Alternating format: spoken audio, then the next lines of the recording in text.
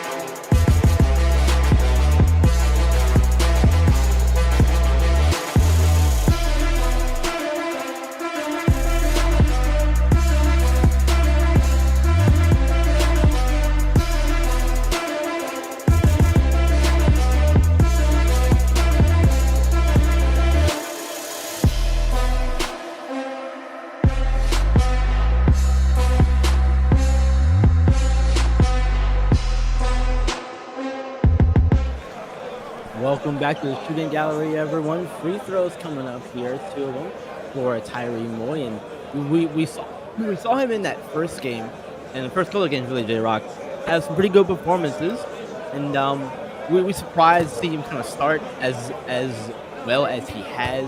He's a new face to the team. Are we surprised at all, or are you surprised at all? I can't think of anything. I will not speak for you. Well, I was actually down there, for when they played Beast. When they played the Originators in their season opener, and I have to admit, I was really surprised by what Tyree Moy did, when you expected, Hassim Porter Jr. and, Isaiah James to kind of be two of the main guys offensively, and Tyree Moy was actually the one that really stepped up. And I think that's definitely a huge bright spot for them to build on for now and the future. Yeah, and that's one thing that you'll always be looking forward to in prep basketball. As a reminder for those of you, this is your first time joining us. All these kids are 15 to 17 years old. These are not pro athletes, these are kids, and they are in the early stages of their development, learning their game and growing their game and all that good stuff. As is a tough inside basket there to take the lead back. It's been a back and forth first quarter here, J-Rock. Sir, good basketball back and forth. Ooh, step back. Step back, unable to get the jumper to fall, but Beast pushing tempo. Jumper of their own from 3, rattles home. Knocked down. A bit of an unorthodox shot there on the leaner from 3-point range. Not the highest percentage of shots, but it went in, and there is a poor pass. That pass has got to be more inside to the defender instead of outside, and resulted in 2 points the other way for Beast of the East. Time slam in transition. That was DeMarco Graham, the former Yacht Club member, now playing with Beast of the East this season. And there's a charge. It's JT King. Is going to get the charge called on him. So Beast of the East will take possession of the ball back. Beast of the East definitely has a chance to build some momentum and go on a little run here. And there goes Tyree Moy, unable to get the layup will go. Now coming the other way with it is the Elite here. Under a minute to go in the first quarter. That's an ISO ball going here. Tough defense being played. And the end result is a missed bucket.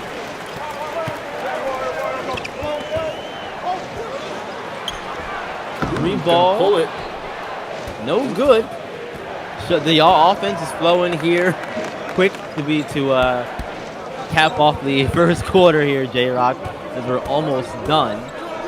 No shots have been made as of yet, and still won't have one either. Man, it's great defense as well on both sides. Got a little bit of fingertip on that one. Ooh. Great pass inside. Yeah, but you gotta find a way to finish those. In the corner there. No good.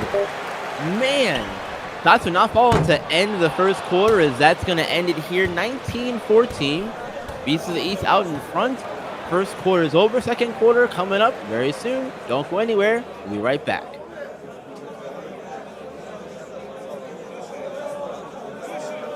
Still waiting for a big smile out of you. You're up 2-0. What's the story? Are you not happy, or you're only half happy, or? Still to be happy about. You're up 2-0. Job's not finished. Job finished? I don't think so.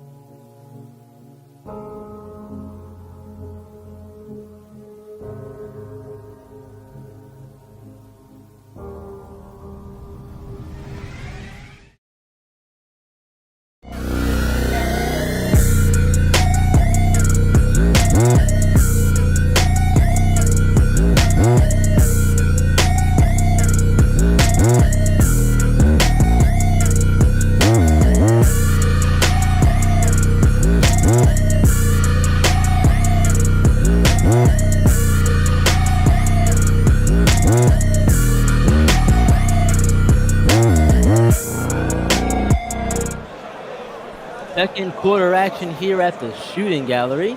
So far, Beast of the East putting on a good show in the lead here as we get ready for the second quarter to begin. 19-14. Beast of the East out in front. In that first quarter, J-Rock, see anything in particular that stood out to you? Or is it just one of those cases of it's still in the early feeling out part of the game for both teams? But one thing that did kind of surprise me on the side of the ball for Ill-a-delphia Elite, I haven't seen a lot of Monty Parsons offensively. So that's one thing I definitely think is to keep an eye on throughout the rest of the game is, will Monty Parsons factor in Yeah, I in agree. the offensive game plan at all. Yeah, I definitely agree. Parson was a highly touted recruit for Ill-a-delphia coming out of Akron, Ohio. There is a beautiful play off the glass there to get that one to go. Yeah, that was Azunda Mazaka, one of the new players on this Philadelphia elite squad. And, for Beasts of the East, one of the things that stood out to me was their very balanced attack in the first quarter of the production. As there is a ill-advised step on the line there from Kasim Porter. But go ahead, Jared. I think you're going to say something. Oh, you're good. Very rare mistake by Kasim Porter. Yeah, definitely. Don't see those a whole lot from him. But yeah, that's one of the things you got to pay attention to where you are at all times. And unfortunately, it just ended up resulting in a turnover for the elite there. Now a double team coming.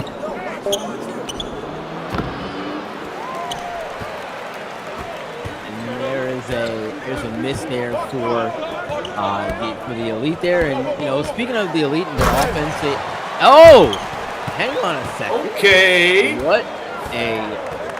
What a jam there from Leonidas. Right. Phenomenal. 24-16. And I'm also surprised, too, with Ill-a-delphia coming in as the highest scoring team in the league. Mazaka step back three, no good.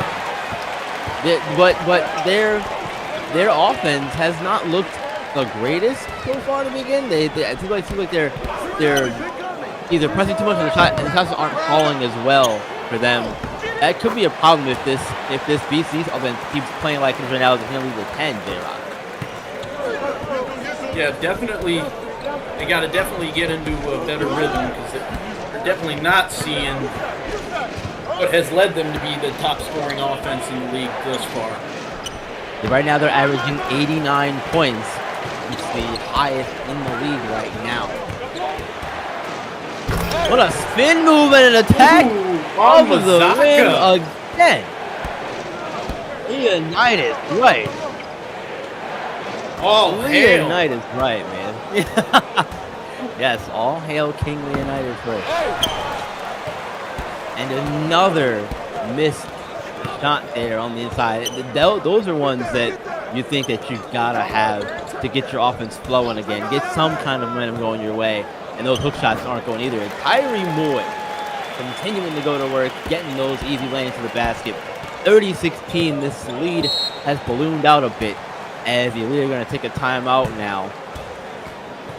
We're going to take ourselves a break as well. 4:46 to go in the second quarter. Come on back. What's that? That's a swear jar. Every time someone swears, you put a quarter in it. Who gets the money?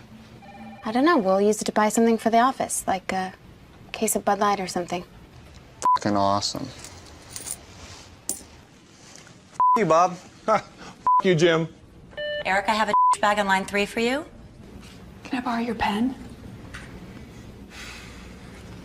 Can I borrow your pen? Will the owner of a white station wagon please go yourself? We're gonna go down there and we're gonna some. We're gonna some. We're gonna do whatever we have to because we're gonna some. Poop. Doesn't count. Shut the up! I am so proud of you mother suckers. Here, here. Refreshingly smooth Bud Light. Always worth it. We at Carnival take our mission.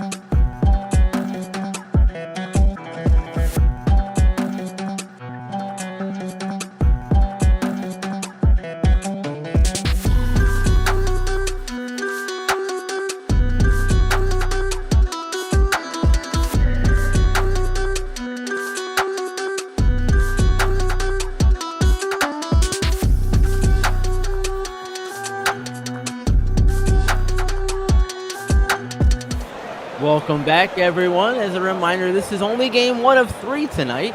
Game 2 coming up after this one at 8 o'clock. We have Gulf Coast Lockdown, undefeated Gulf Coast Lockdown, I may add, taking on the H-Town Hoopers at the SeaWorld Sports Arena in Texas.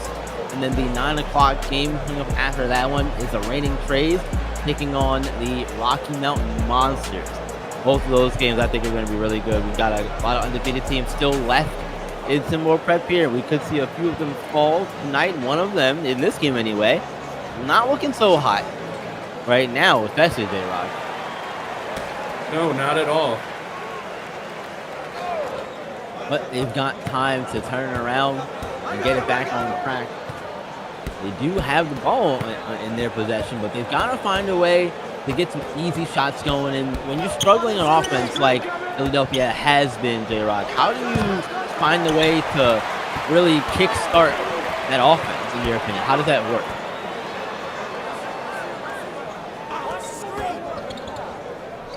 Sorry, what's that, B-Ron? I was asking you, when you're struggling on offense like Ill-a-delphia has been recently in this game, how do you get out of that slump and get your offense going again? Because sometimes all it takes is, one good shot or, an easy layup or something to get that going. How do you start that process? Well, you can't force or press anything, and plays like that will certainly help to add momentum. Most certainly will. But yeah, no, you just gotta, stick to the script, keep running through the flow of your offense. And the reason Ill-a-delphia has been the top scoring offense in the league thus far, a lot of that has been points off turnovers.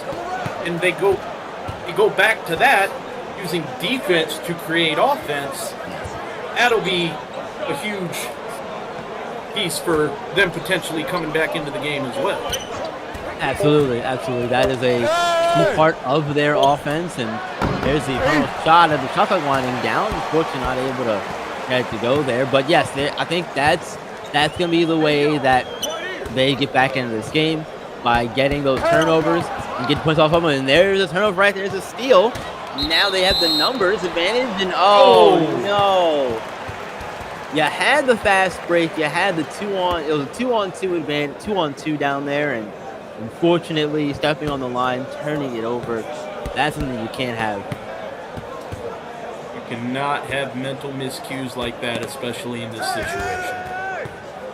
No, not there, right? Not there. Not when you're trailing. You just got the steal, trying to get some momentum back and turn the ball over. But they get another steal here.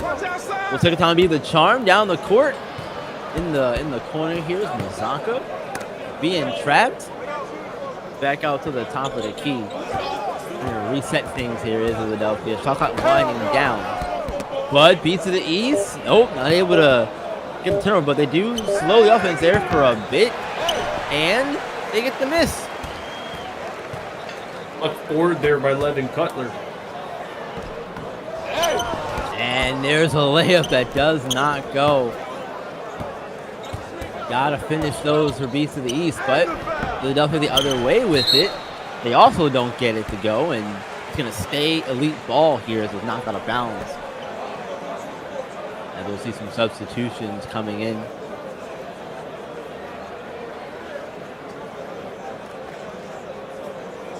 While you're here, everyone watching on YouTube, be sure to give the stream a like, subscribe, all that good stuff while you're here, and we would love to have you join up with us here on YouTube. Follow the journeys of these players as they continue to grow. And there's a 3-ball from Nas Hall. Rattles in. 32-21. Beats to the East out in front still. But Ill-a-delphia's trying to get back into this one, Jay. They're trying.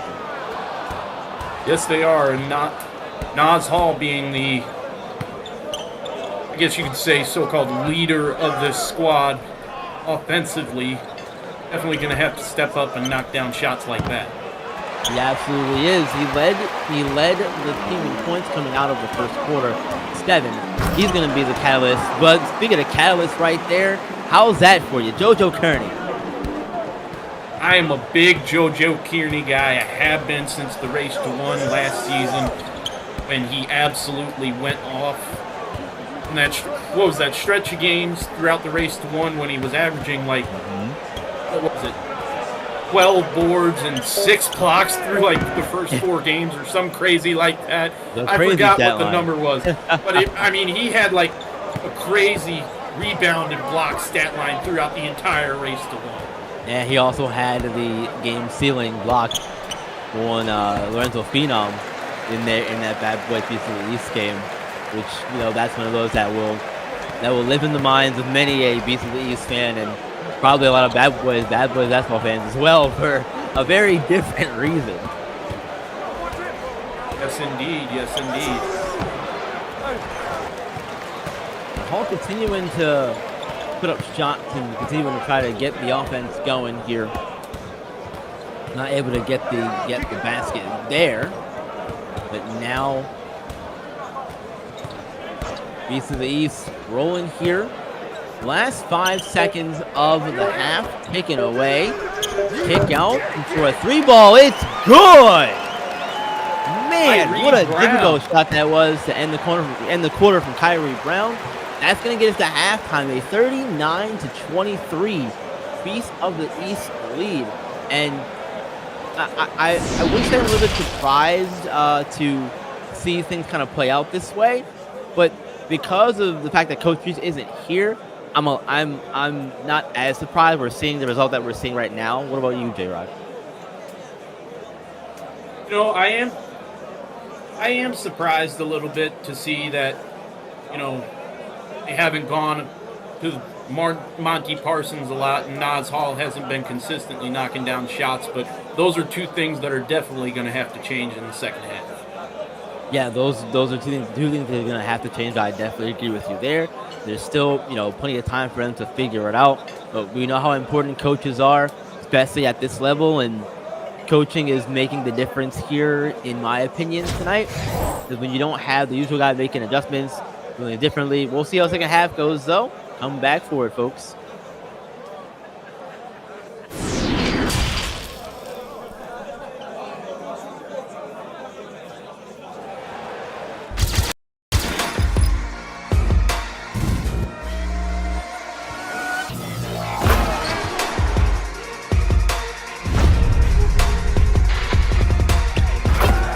And to make it 2-possession game, and they will! Definitely gonna have to look elsewhere. Oh!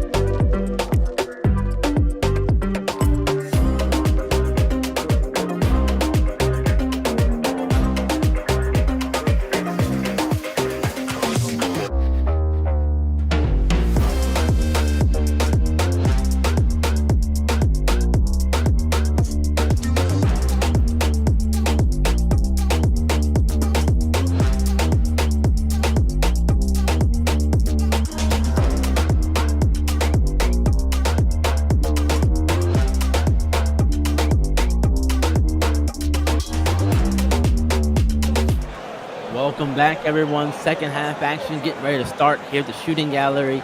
Beasts of the East have the lead coming out of the locker room, 39-23. And in the first half, in my opinion, J-Rock, the story of it was efficiency or lack thereof, depending on who you're talking about. For Beasts of the East, they were extremely efficient on offense.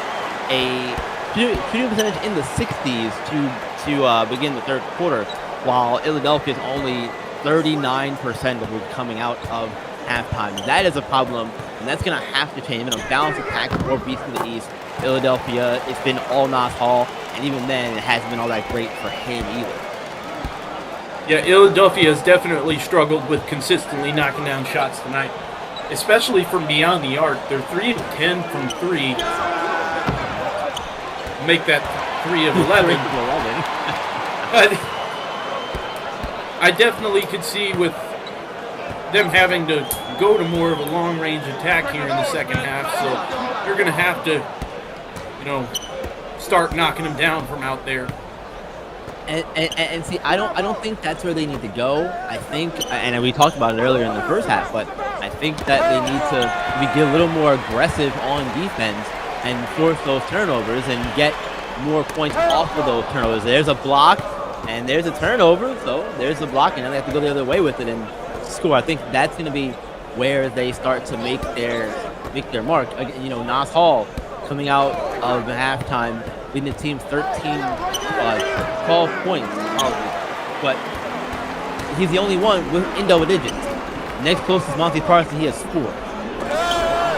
Oh! An absolutely vicious block. Jermaine Owens, who got the block there. 41-23, Ill-a-delphia once again thwarted on the offensive end. There's a 3-ball, no good. Losi Thomas hitting the 3-ball, and it's now a 20-point lead for Beast of the East. And there's gonna be a lot of talk if Ill-a-delphia does lose this game about how they only lost because Coach Reese isn't here, and I think that that's a fair assessment to make. But there's a lot more to it than that. If they don't pull this win out. Right, yeah, it still comes down to, regardless of who's on the sideline or not, it also comes down to execution. Yes. Whatever game plan you have. And they have been too inconsistent, regardless of who is on the sideline. It all comes down to how consistent you are with your execution of the game plan on both ends of the floor. And that has not been seen from Ill-a-delphia. Yes, coaches coach, players play. The coach can only control so much. And right now, Beast of the East is controlling this game really in every facet. They get another block and now looking to capitalize off of this turnover here. And they're not going to, but it is going to stay Beast of the East ball after another thunderous block. That's again Jermaine Owens making an impact defensively. Definitely seeing our fair share of swats tonight. Absolutely are. You think we're playing volleyball out here? Yeah. I assure you, though, this is basketball, not volleyball. You are in the right place. Your eyes do not deceive you. Looking line slam! And there's another inside bucket there for Beast of the East. While Ill-a-delphia has done some good things defensively, it hasn't been enough, and like you said, it hasn't been consistent for them to really make any headroom into this lead and chip into this lead at all. This is looking like it's going to get moving more out of hand, and there is a block. Shot clock winding down here. Mazaka for 3, rattles it in. Okay. Shot clock winding down after the block. They're scrambling to figure out where the shot's going to come from, and Mazaka says, "I got this. Don't worry about it, guys. Make sure we get points in possession." That is another thing with Ill-a-delphia that has surprised me tonight is Mazaka's usage in the offense. He's definitely taken his share of shots tonight, which I definitely did not expect from them coming in. Yeah, he sure has gotten his fair share of looks, and he's made them count for the most part when he's got them, and that is always good, especially when, again, you have a guy like Nas Hall who, he has 13, coming out of halftime was the leading scorer, 12 points, but you have to get more production, and Mazaka's going to get another again. one. Mazaka in the corner, hand in his face this time. And once again, knocked it down. Third quarter moving along here. No real stoppages in play, but a lot of action as there is a bucket from Tyree Moy as he continues to look impressive in this one. 49-31 beats to the East lead. Now we're going inside. Ooh, nice finish. Yeah, pretty finish. Pretty finish inside there from the Elite as the Beats of the East and Coach Drayton are going to take a timeout. We're going to take one here as well while they are away discussing things. Come right back. 2:27 left in the third quarter.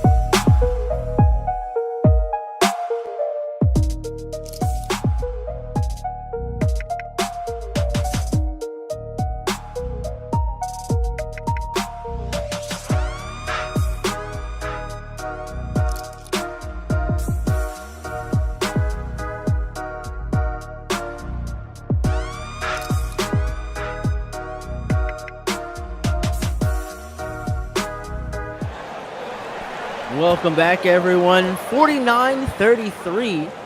Beasts of the East lead, making the fans through the shooting gallery very happy. They're winning on the home floor this time, and last time they were here on the home floor, they got blown out by the OGs, but it's a different story tonight. There's another block there from the Ill-a-delphia Bigs. They are doing their part so far in the second half for the most part on defense, but they need to capitalize on those, get stops here defensively, continue to get those, and they'll more likely see things go their way, and there's still time for them. But off the inbound, jumper's a little short there. You can see him quarter. And like Ill-a-delphia's defense has not been absolutely terrible. And Mazaka. Azuna Mazaka. What a wonderful phrase. Like I said, Ill-a-delphia, I mean, they've gotten their fair share of stops tonight. They just haven't been able to convert it off of them. Yeah, exactly.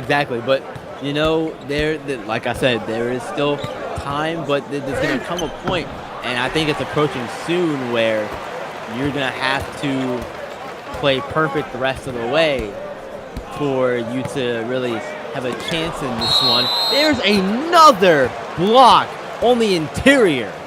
It's going to stay with the Beast of the East, but man, oh man, this paint defense. Much better. Dane Owens stepping up big time.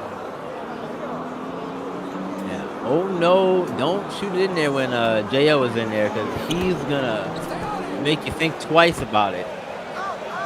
Twice, thrice, 4 times, whatever, but it seems like whatever it is, it does not work out for anybody. Oh! Ankles! And a layup. KPJ. Took his ankles and his soul with that one.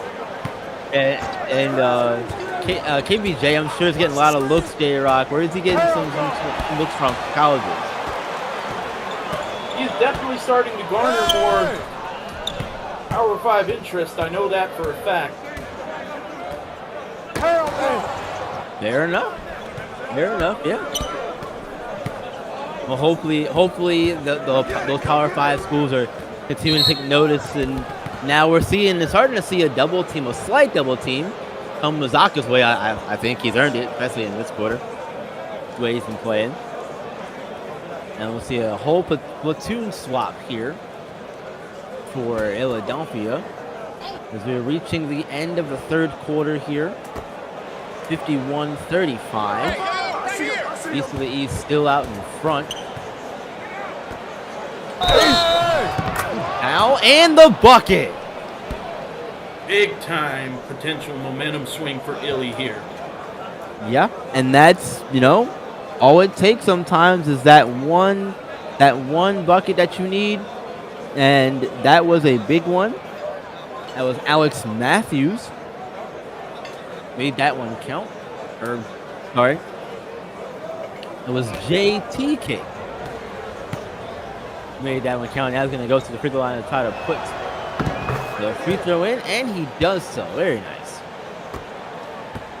And yeah, those free throws, shots like that off and one, alley-oops, dunks, things like that. Those are good momentum builders, but there has to be more to it than that, and we haven't seen Ill-a-delphia really extend any of that good momentum that they've had. It seems to always get squandered, and there's a jumper from Moy. It does not go. So one more shot here perhaps in the quarter for the Elite. They'll get it, but it's blocked. 51-38. Third quarter is over. Fourth quarter right around the corner. Beast of the East out in front. We'll see if they can finish things off here at the shooting gallery.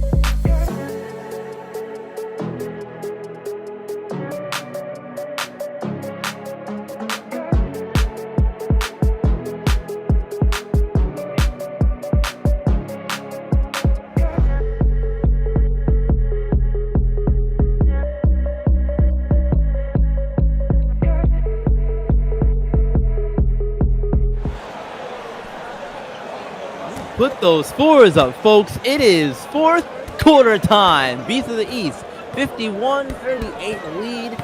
They're going to have to continue to play well and put this one away, though. They're not out of the woods yet. We know how things go in basketball. It's a game of runs. Ill-a-delphia's going to need one to really get them going here in the fourth quarter. And out of the gate, J-Rock, question for you. How does Ill-a-delphia get on a run? I know we spoke about a lot of things throughout the course of the game. Defense to offense, that kind of stuff. It hasn't really worked to the degree we're expecting it to. But, just like that, it's an 11-point game. They're not out of it yet. They've got to find a way to start getting their get back, Right, exactly. And the main thing it comes down to when they get those defensive stops that they've been getting, they just have to convert and finish off those. That's really the main thing it comes down to. Yeah, I would like to see maybe a little more, screens to try to free the ball handler, try to get them an easy look at the basket or anything like that. And they've been doing a good bit of that here in the game throughout it. So, and again, like I said, they're right in this game. 11-point game. There's another block from the Elite Interior. The Elite Interior was really good in that third quarter, J-Rock. And there's some ankles being broken, and there's the highlight play complete. Da-na-na, da-na-na. We are inside double digits. We are inside of double digits. It's now a 9-point East lead.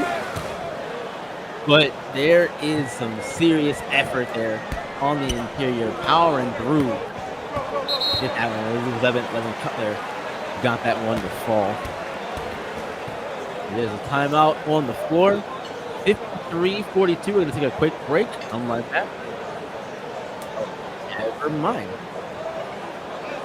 We're going to just take a minute here and let you guys know that we do have a Discord.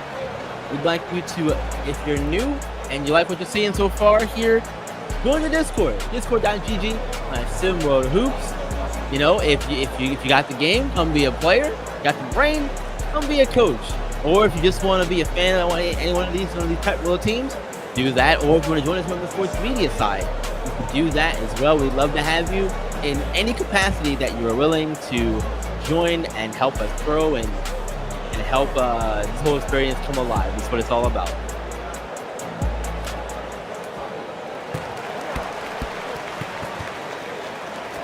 As we are getting set for action here once again.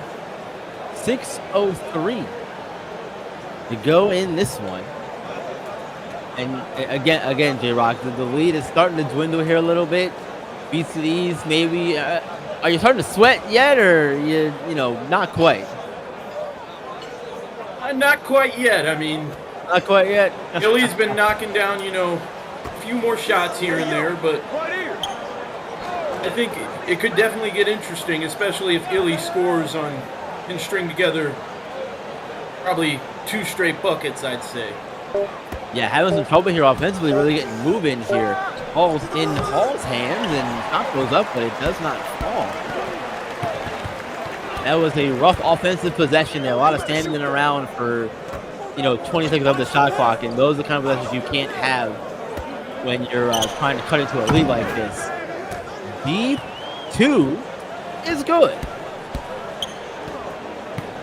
Much needed shot there by Beast of the East. Yeah, need that type of bleeding a little bit. And then there is a beautiful cross and into the floater.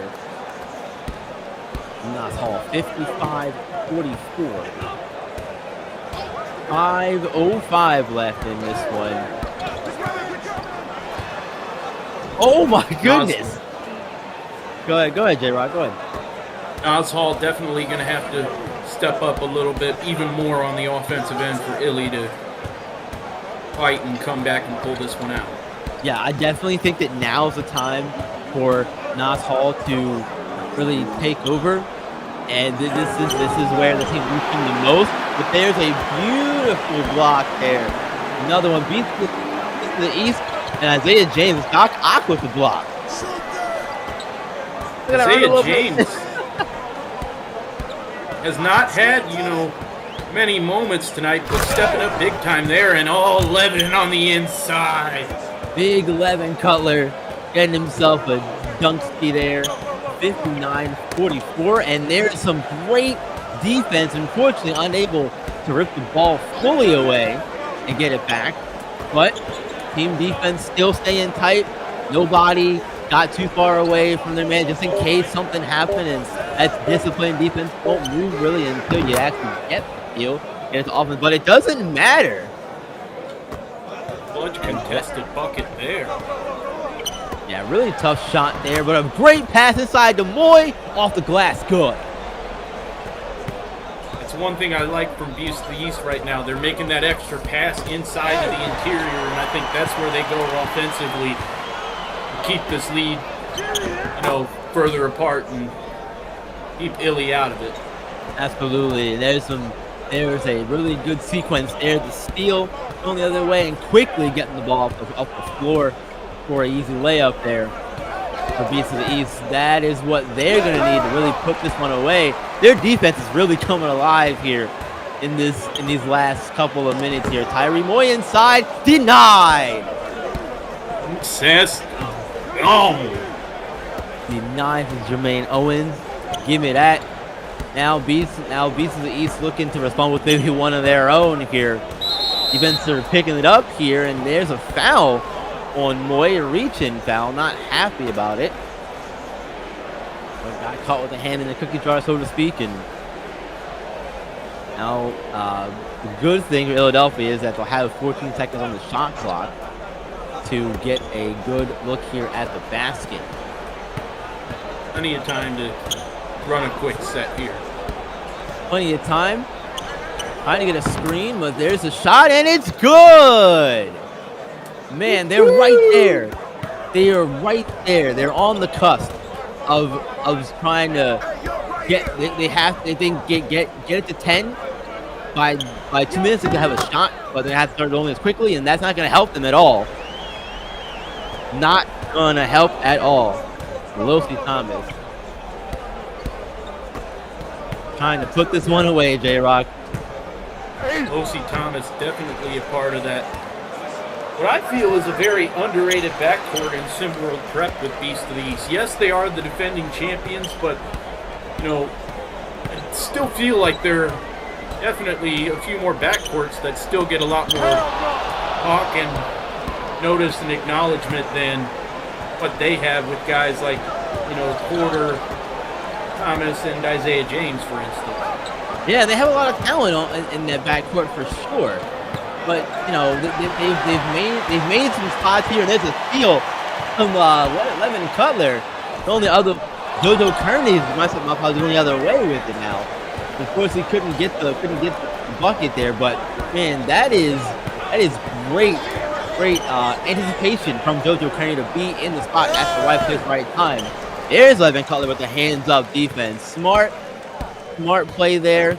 Not going too strong, just following with the hands up. You're not going to call a foul on that most times, and it's perfect defense. Beautiful, beautiful defense. And Tyree Moy breaking ankles again.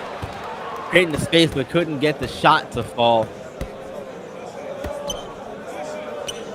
Coming up Go ahead. Gotta work fast here, but I think it's a little too late. Little too late here, most definitely, J-Rock, at this point in time. Buckets are going to help, but it's only going to help the final score at this point. Only going to help your stats and stat pad and all of that stuff here. Beast of the East are going to walk away victorious in this one. It'll be 2-1, then they'll knock the Elite off the ranks of the undefeated as they'll fall to 2-1 in the process as well. Final 15 seconds here of the game, and as a reminder here, we will have the post-up coming up after this game. So be sure to tune in for that. It's always going to be a good time when you've got the likes of Maestro and Jalen over there on the post-up. Be sure to tune in for that. As this one is wrapped up, folks. Beast of the East, we're going to win this one 57-54. For J-Rock, I'm B-Ron. We'll see ya post-up coming up, and then game 2 shortly after.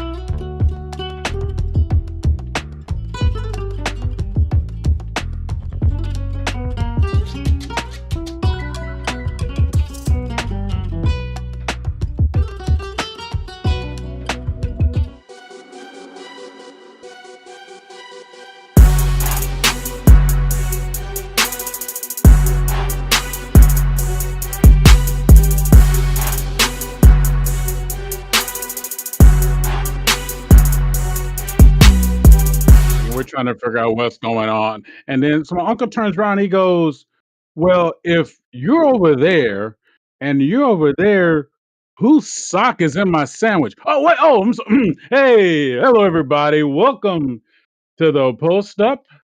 Hopefully you didn't hear too much of that story because I don't think the statute of limitations is up yet. Joined by the one and only Jalen. The Yes, sir. Good to be here. Hi, Maestro. How you doing tonight, fam? I'm doing all right. Another good night of basketball. All right, all right. Hey, every night's a good night for basketball unless it's a good night for basketball. So that's how we're going to do it. So check it out here. Tonight, the Beasts awakened and gave Ill their first loss. Tell us how you saw that go down tonight. Well, Ill-a-delphia got off to a real slow start today. I think part of that might have to do with the absence of their head coach. And I just think that Beast of the East did a good job of beating them at their own game. Ill-a-delphia has been one of the better defenses in the league. They're number 1 in forced turnovers. And I think the Beast of the East, they did a good job of taking care of the ball and limiting Ill-a-delphia's transition opportunities and getting some good shots up in the first half. You know, that's a really good point there because the Ill all season, and I'm saying all season like we've been playing for like 9.5 years, right? Well, I know it's only been a few games, but this year, okay, so those old heads who know last year, all I did was peep, peep, peep, and yell all over the Ill because I loved how they just would turn everybody over all the time. Unfortunately, last season, those turnovers that they forced did not turn into points, right? Right. The first two games, I mean, you said it right on point, Jalen. The first 2 games, they definitely turned into points. Also, let's just be real about it. Their ability to turn over points, not just off of turnovers, but make it happen on assists and the same thing shows you how strong they can be. Tonight, they seem to have fallen back to their old habits. And this is what we saw last year, where they would turn a team over, turn a team over, turn a team over, and they wouldn't turn into points. And then the Beast found a way to control the handle. And with that, they took away, unfortunately, their offense control took away the Ill's best offensive opportunities. Yep, and even when Ill-a-delphia, since they're number 1 in forced turnovers, coming into this game they were number 1 in field goal percentage as well, and they have in their half court offense, Nas Hall is the man that they go through. But tonight he only shot 9 for 19, so Beast of the East did a good job holding him down. Monty Parsons, I believe, he averages 16 and 5, only had 6 points tonight. So I think that Beast of the East, they did a good job, not only just limiting them in transition, but in the half court as well. So let me ask you something real quick. Looking at what Beast did tonight, do you think this is going to be typical of their games? You think they're going to come out there early in the afternoon? They're going to get out the water hose. They're going to wet down the infield to slow down the speed of the other team and kind of drag everybody through it? Or do you think they're just going to have to be a flexible team throughout the season in terms of adjusting their strategies? How do you see it? I think we'll see some adjustments in the strategy, but I think tonight and in their last game against DMV, they looked DMV, not DMV. Their last game against Bad Boys, they looked a lot like the team that won the championship last year. They're doing it. They're hanging their hat on the defensive end, and they're capitalizing on the other team's mistakes. As far as offensively, I think it was good to see Levin Cutler get going a little bit today as well. He's been off to a pretty slow start this season, and they're looking at him to be the star for them this year. Very good point. That's a very good point, Jalen. You're absolutely right. It's good to see his game starting to kind of come into its own, and we can see what's going to happen for the rest of the season. It's going to be really nice. And talking about the rest of the season, we had a game earlier today. We had a coaching debut, Coach Porter. And what did he do with South America? Pulls out a win, pretty big win against Asia Pacific. So take a look at. Let us know how you felt about that look. Do you think that with such a quick turnaround, is this going to be typical of a Coach Porter team? Or do you think he just basically came in, did his business, and now we're going to start really seeing him implementing some of his own principles? I think there's definitely going to be a shift. Their offense, it looked like it went a lot more towards their guards than they had been, and they were able to get Adelson Sampaio. He got off. He had 16 points on 7 for 9 shooting, very efficient. I was pretty high on him coming into the year, and Luna DaCosta also had a good night. He had 16 points and 4 assists as well. They weren't getting as many opportunities under Mateo Fernandez, and I'm really trying to figure out what's going on with the Asia Pacific. Right. Being 0-3 at this point, I don't know if anybody had this team starting this slow. No, not at all. I know I didn't. Especially what they had on the table. I scouted a lot of the games earlier on during the runs and stuff like that, and a lot of talent that I saw on this team. I'm thinking to myself, I thought in my heart of hearts that they were going to be the surprise, especially with the players that they have. Looking at like a JD Reyes, looking at a Cal, a Cal Newby. I mean, we can just keep going on. We just run down the list, right? All that top tier talent, but not quite playing out. So let me ask you: is this a case where we have the talent, but they're not necessarily? I know it's hard to tell this early in the season. Do you feel like Asia Pacific is not necessarily buying into the system or settling into the system? And I know those are two different things. Which one do you think it is? I think it might be some buy-in. I don't know exactly what their identity is at this point. You would assume that Kai Newby and JD Reyes are gonna lead the way for this team, but I mean tonight Kai Newby shot 9 for 24. I mean, he just hasn't been able to get it going. He had 18 points, but shooting at 37%, that's not gonna win you too many games. Offensively, this was in a loss, this was their best offensive output. The previous 2 games, they had 54 and 59 points, and they put up 69 tonight. I can't figure it out. I don't know if they need it, if it's a coaching thing, if they need a new system or what, because they have all the talent in the world. So something needs to happen for them to get their footing. You know what? That is a really great point. And just real quick, and just take a look at some of what happened tonight. So between Leonardo Fields, Kai Newby, and JD Reyes, you had 3 guys who 2 of them gave you a my favorite dirty stat line, and one was 1 block away from being a dirty. So they almost had 3 dirties tonight. And like you said, their best offensive output of the season, but still come up short. Maybe something was happening in the transition, something else was going on. Like you said, it's going to be interesting. To me, it's going to be interesting to see how this talent is going to come together. And we're definitely going to have to keep our fingers on that going the rest of the way. And speaking of the rest of the way, please do not forget to check out Start Your Day with Hard in the Paint, because who doesn't want to start their day off hard in the paint? Get what's going down. The next thing you know, you got all these great podcasts hitting you in the face. Blazing Takes, SimWorld Today, Marsh Pod, Around the Table with E-Lava and the Fat Man, or like I call them my fun size boo. Off the rim, the J Rock Show, and check out, holla at your boy Maestro. You can either get in my dirty shorts. You're gonna like it when you're in there, or you can hit me on the weekend with Talking Dirty with Maestro, because that's what Maestro like to talk dirty. That's just what's going down. So please check us all out, and I got to give a shout out to the way B-Ron and J Rock handled the call in that first game. We're gonna get B-Ron again on the very next game, but we're gonna hop off. I should say, we're going to get B-Ron and the Blazer, like I like to call him, on the next game. But I want to take you off topic for a little bit. Yes or yes? No. All right, here we go. So now just hang on to your seat there. Don't worry about it. And that's when you get two number twos and a one that makes a five. So here we go. Are you a pet guy? And if you are a pet guy, what kind of pet do you have? And if you are a pet guy and you already have a pet, what type of pet would you want? I do have a pet. Okay, what you got? A Maltese and a poodle mixed. I've had her since Hurricane Katrina, so she's getting up there in age, about 17 years old.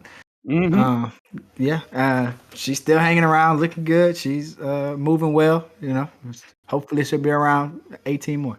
There you go. I love that. So now, if you had your choice to have any animal as a pet, now there's no rules here, any animal as a pet, what would you have if it was up to you?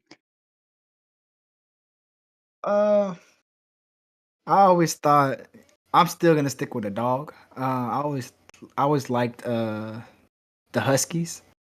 Okay. A bigger dog. I have a small dog, but it's just about managing the hair and all that. But outside of that, I feel like I would like one of those. Yeah. I gotcha. Well, I am not a pet guy. I do not have a pet. It's probably for the better. But if I were to have a pet, I'll either want a crocodile or a full-grown alligator, just because something nice and soft for me to cuddle up with is my emotional support animal. So that's just how I like to do it. So there you go. So now here we go. We got a game coming up tonight here. We got Gulf Coast at H-Town. A nice little showdown action happening. Going to get in the post. I'm going to feed you high-low game. Give me 3 in the key, what they got to do, who they got to do, and who they got to do it to get this win between Gulf Coast and H-Town. Yell at your boy. What's up? I think that for H-Town, I think Corey Yams is going to have to contain Kai Killens, and he's going to have to win this matchup tonight. So far, nobody's been able to stop him. I mean, it's only been 2 games, but he's averaging 21 points a game. That's a big chunk of their offense. So if you can slow that down, I think you have a really good chance of winning this game if you're H-Town. As far as Gulf Coast, I'm gonna say, coming off of the first key, I think that if they're able to slow down Kai Killens, I think Carson Cutbirth is gonna have to get his, and he's gonna have to get these other guys involved as well. Good call. And this for the third key, I think for both teams, and this will probably be the biggest one, win the 3-point battle. Through 2 games, H-Town's only made 4 threes. And they don't have anybody that's made more than 1. So they have 4 guys that have made 1 3. And then for Gulf Coast, they've only made 3 threes through 2 games, and they're all from Carson Cutbirth. So whichever team can get it going, if either one of these teams ever get it going from 3, I think they're going to be dangerous. So I think whoever wins 3-point battle tonight will win the game. I'll tell you something. I talked about that in my pod. I talked about the dirty 3 because that's exactly brought up to the point. That's a really good point. That's a great point, Jalen. Right on to the point.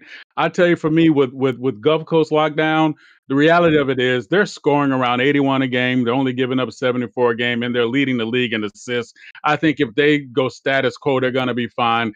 But I am right with you with Corey Yams. Everybody know I've been on the Yams train for a long time. He was on my dirty board members last season, and watched this game just come into fruition, especially during the race to 1. I'm with you with that. if anybody can slow anybody down, my man's Corey can definitely get it done. So I definitely got money on him too in terms of him be able to make that happen because he has a way of freeing up all the guys around him. It's going to be really interesting. Can't wait to check out the call there with B-Ron and the Blazer. Everybody, go and feel what you got to feel. We'll catch you with a new post-up coming after this game. Put your money down. See the game, be the game.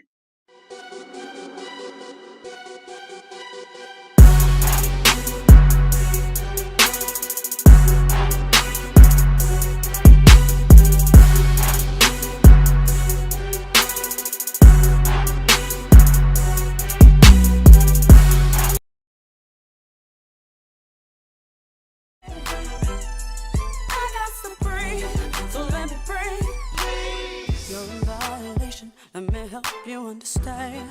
Before we have a problem, I will take you there. When it comes to my man, please don't be someone who's certain is a holiday and every day's an anniversary. You should think about the time you waste, cause my last name ain't gold chain. Cause if it is good, got it. If I need to hear it, I got fire. Make sure I'm the best for him.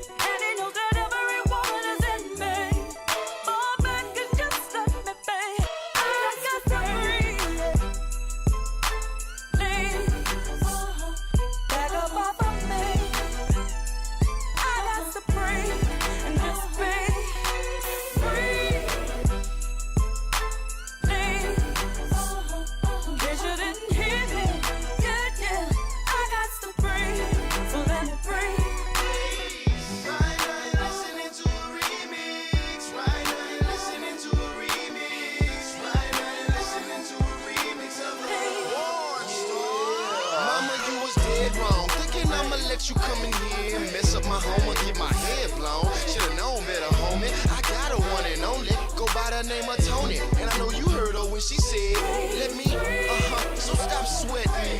You know that you ain't never ever getting me or get these keys, please. Situations fire like green cheese, believe me. When I say I'm never leaving. Got it. If it is to hit, I got fire. Yeah, she do. I'm the best. That's right. And he knows whatever he wants, then I'm with it. And he knows the perfect place to come get it. And he knows that every woman is in me. Oh, man, you just let me breathe. Just let me breathe. Get the hell out my face. Singing my little mama a space. And that goes deal for me. Breathe. Just breathe. Breathe. Get the hell out my face. Singing my little mama a space.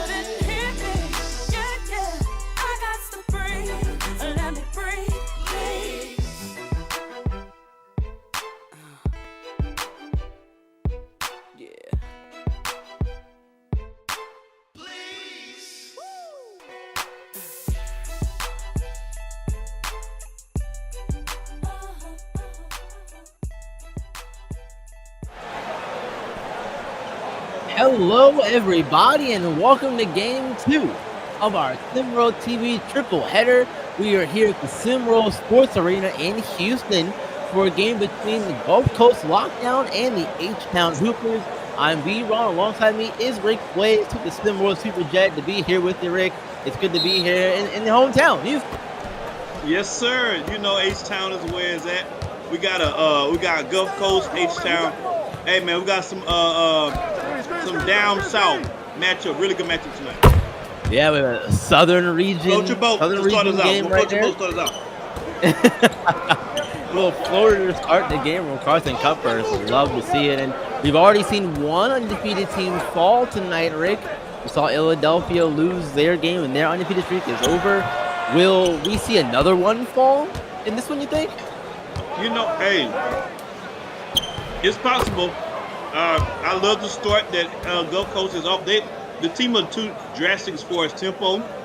H-Town plays more of a slower tempo most of the time, and Gulf Coast obviously is more up tempo. So whoever can impose their will is going to win this game. There's a gold pen there. I like the activity by Gold Coast early though on the defensive side. Yeah. Hey, man. Yep. I like that effort though, going for the block. Unfortunately, unable to get the thing going in for Gulf Coast. Rick, what do they have to do in your mind to walk out of here victorious and move to 3-0? They got to put. Well, that's one thing. Hit that three. Jalen and Maestro talked about it in the pregame. Whoever team can get the three going, they'll have a good chance to win. But also for Gold Coast, continue to push the tempo, and you have to stop Corey Yams. The man is averaging a double-double right now, 22 points, 10 rebounds. That's best in the sim world as far as getting that done like that. So he's a force to be reckoned with. He's a force to be reckoned with this season. Like, if you're talking about top players right now in the sim world, he got to be top 5 statistically. If you're not having a top 5, then you're really tripping. Yeah. So you got to slow him down. Definitely agree. You got to find a way to slow him down. He's putting up numbers that could be, that will be very lofty for prep level, and he's putting up SWBA kind of numbers, the pro level numbers right now, which is here's the best compliment I can give him. Right now, statistically, he's putting Jamison Johnson numbers. He don't get no better than that in my eyes. He gets no better than Jamison Johnson. Yeah, that's a blast from the ground zero season. Look at that. We love that, man. Love the history lesson there from Rick Blaze on that one. Look, Gulf Coast, again, undefeated, won their last game at Indy, 84-79, but for A-Town, so about them for a minute, 1-1. Come into this game, they lost their last one, the AT-Aliens, 72-65. There were some questions about the trafficking of that game and if it lost them the game and that kind of stuff, and now there's questions around Bellardi and the scheme, and if he's dropping the ball on it. I think it's a little too early to say that. I think that you can still ask questions, but dropping the ball is a big statement. That's the whole other thing. I don't think it's that crazy already. Yeah, I think that's an extreme. That's a good turnaround jumper. I think that's an extreme statement to make. We're 2 games in. The guys are 1-1. Really, H-Town is 2 minutes in a fourth quarter untrapping away from being 2-0 possibly. Right. So right. I think to question his playing style in the sport is really a lot to say right now. We were on the call for that Aliens H-Town game, and did the trap hurt? Absolutely, yes, it did. Could they have gotten out of it sooner? Yes, they absolutely could have and probably should have. They didn't, but you know what? You live and you learn, and that's what these early games in the season are all about, in my personal opinion. Oh, hammer time! I'm pulling out the stick. J-Mo, what a phenomenal attack to the basket that was. Make it 11-6 with Gulf Coast in the lead here. Great pass inside. They're going to finish. They're unable to. It's a block from Tyrell Thompson. H-Town's going the other way with it now. Tyrell Blockport has started. Please bring BYOB, everyone. Another one. Oh, return my to center. Hey, B-Run. If you had the right certification, you got to return to center. Teams are active defensively to begin this one. Love to see it as Carson Cuthbert. Now it has it at the top of the key here. I made something happen. Oh, so close. So far. Both teams are really active on the defensive side of the ball. I like that. Everybody has to earn their points so far in the offensive end.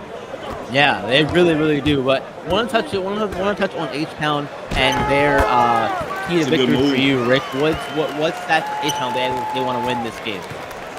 You got to slow the tempo down. Gulf Coast wants to run. You got to slow them down. And we'll talk about it on the other side. Let's go, B-Run. Yep, we sure will. Come right back, folks. Welcome home. Mom, Dad, this is Cindy. Cindy, yes. So nice to meet both of you. It's nice to meet you finally. Travis has told us so much about you. All good things, I hope. Yes, of course. Lord. Please, Thank welcome. you. Oh, Mom, no. Dad, this is Shannon. Oh, hi. Shannon. And this is Aaron. Hey, cutie. That is Jessica. Hi. Jenny, Sarah, Megan, Hi. Nicole, Elizabeth. Acts. Use in moderation.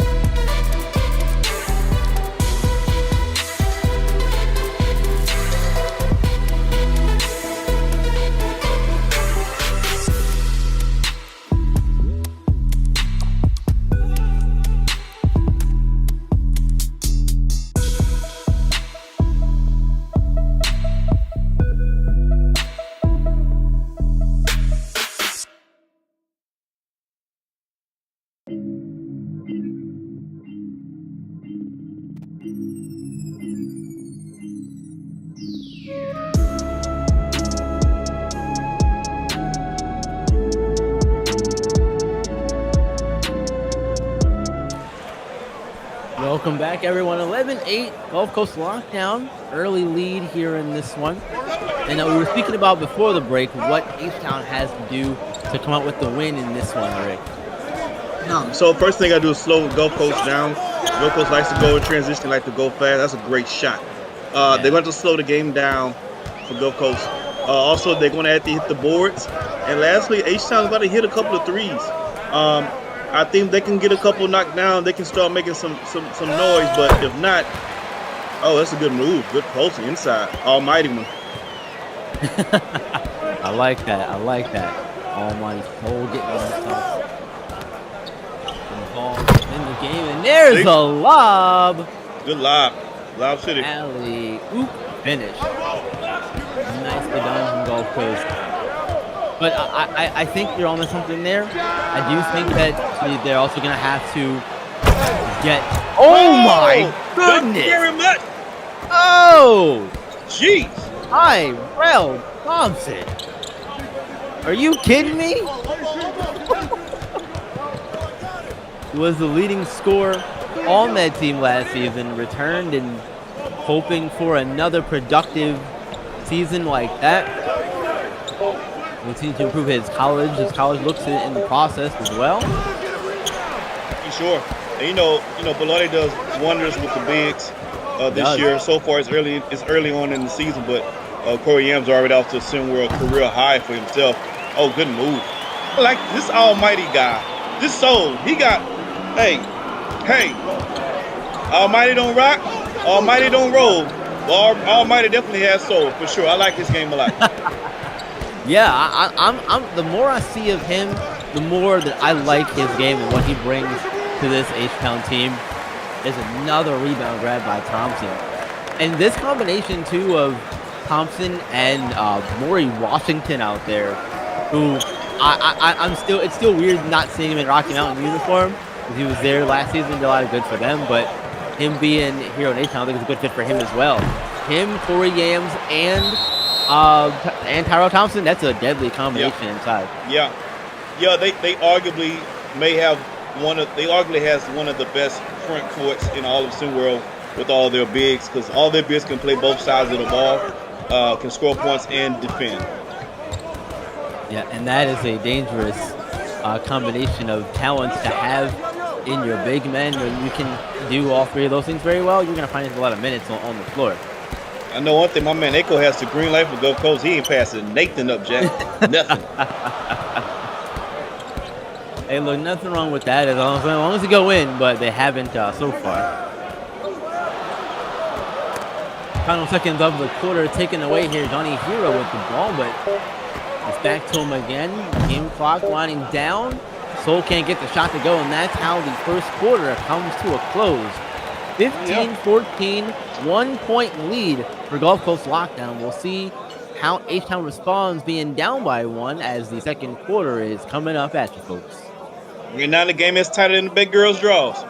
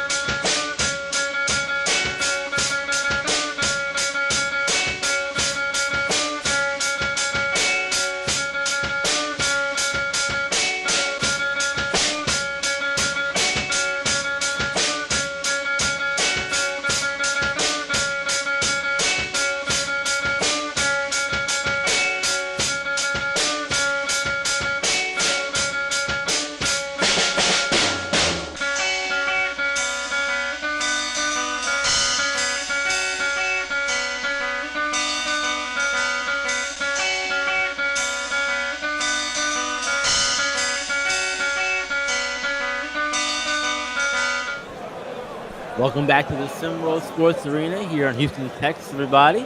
H Town is behind by 1, so it's still got time to get back in this game, obviously. But we got some games on tap for tomorrow as well. The league returns tomorrow, first at 12 p.m. ESPN2. From Simrose South America taking on Simrose Europe, and then the Simrose TV game 7 and 8 o'clock p.m. G5 and Run DMV tomorrow at 7, and then Lone Town and Gulf Coast at 8. Hey, that's a good move. That's a good fall by Cooks. No easy shots, and good move by Almighty to get himself to the line for 2.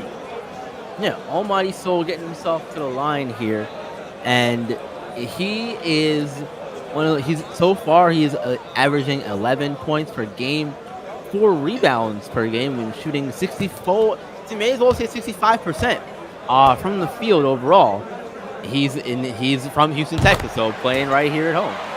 Yeah, hey, there's nothing better than playing in front of your hometown crowd, except if you're getting the doors blown off of you. Nobody wants to do that, but I always love this venue. It looks good. The H-Town wears that Astro winning Astros color scheme. Can't go wrong with that, baby. Ain't no trash can to kick either. So we just balling out here. You took it right from me, but that's good. I appreciate that. You know, kicking no trash cans around here. It's all just straight balls. Basketball. That's it, man. That is it. Almighty Soul gave them the lead. Kasai trying to get himself inside. He does, but has to pass it back out. Has it back in hands, though, here. Shot clock winding down. Gonna take the shot. No good. Kasai's one of those players who never saw a shot he didn't like. And that's fine if they're going in, but I think he's like 0 for 4. So, oh, look out below! Ooh, look out below! Man, what a finish that was. Absolutely impressive. 18-15. H-Town in the lead. You know, it's impressive whenever you got guards, especially on this H-Town team, who can finish at the rim. You know, a lot of guards, most guards like to lay the ball up. But you got him, you got J-Mo, you got guards who going to throw it down on you. So you got to be watching. When they can make it to the paint, they can make you look really, really bad. Right, exactly. And, you know, just because they're small doesn't mean that they can't rise up on you if they need to. And with the height pool, shot clock here winding down. Pull from 3, and no good.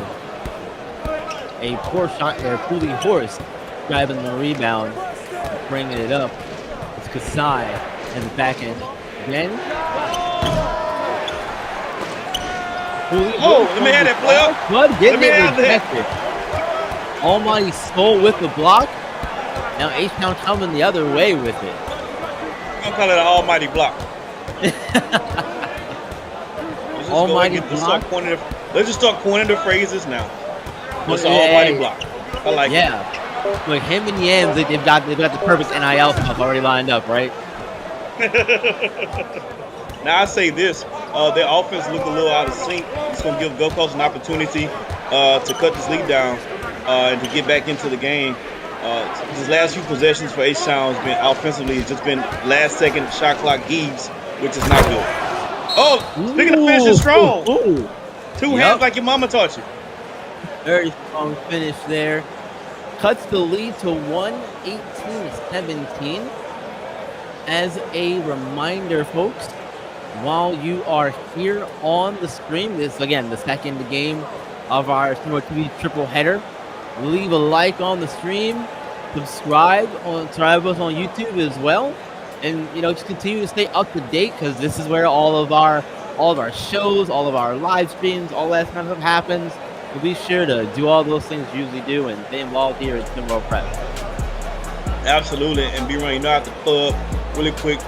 Blazing Takes. I want to remind everybody who's listening and watching it right now, we are moving to a new time and date starting on Monday. The new week, we are moving to Wednesdays, 2 o'clock Eastern, 1 o'clock Central.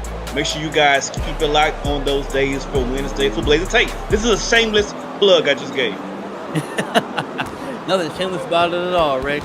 We always love hearing from you. We always look forward to your takes every day. And unfortunately, it's going to be going away from every day for now. But look, I understand. You do what you gotta do, right? Do what you gotta do, baby. Yeah, you just run the show. You don't have any say over, when it goes up and all that stuff. You just kind of let those people make those decisions. You just run the show. Yeah, but I think one of the reasons why they changed that time slot, I think something with the FCC, I get an extra curse word in on that slot. So Okay, so it's all good. Yeah, Fair enough. I get one more extra curse word. Nothing wrong with that. There's the And and one. What is it? You say and one trick? There, speed run. Yes, I do. Great. And one trick. Yeah, I'm learning. Ezekiel Bull. Good call. To hey, look, man, I tried. Ezekiel Bull here at the free throw line, trying to complete the and one. He does. That's a great name, by the way. Ezekiel Bull. Great Sounds like name. a wrestler name. It does a little bit, right? It does. Yeah. It does. Speaking of wrestlers, remember that guy, Oh, Bull? speaking of Bull. Hang on a second. Yeah, right? Speaking of Bull, Corey M's bully finish there inside. 2 hands. Yes. Very bullish. 20 all. 4:40 left here in the second quarter. Rick, this has been a very exciting game so far. 3 ball, good. What an impressive shot. Is Milo Legault? You know how he says last name, Legault? Yeah. Okay. Milo, let go. Got that one to rattling. How low can you let go? Oh! J-Mo! Wait a minute. Wow! I can do magic? Good drop, my brother. Man. Vince's magic with the magical pass and J-Mo with the rim rattling finish on the other end. You gotta be bleeping me, man. Jeez. Magic Man Kim. Magic Man Kim. Almighty That's a good pass right here. See if we make count. Nope. They get that one to go. And you mentioned it earlier. Aeson's going to have to get those kind of shots to fall. And we saw Keithan Carter and Vince Magic, both those kids, shoot a lot of those threes last season. And there's Corey Yams in the defensive end. That's what he can do for you. See, that's scouting report. That's good scouting. You know that Cuthbert has a float in his arsenal. So you leak out early.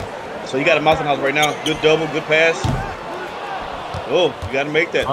If I'm Gulf Coast, I'm taking that. I'm leaving that.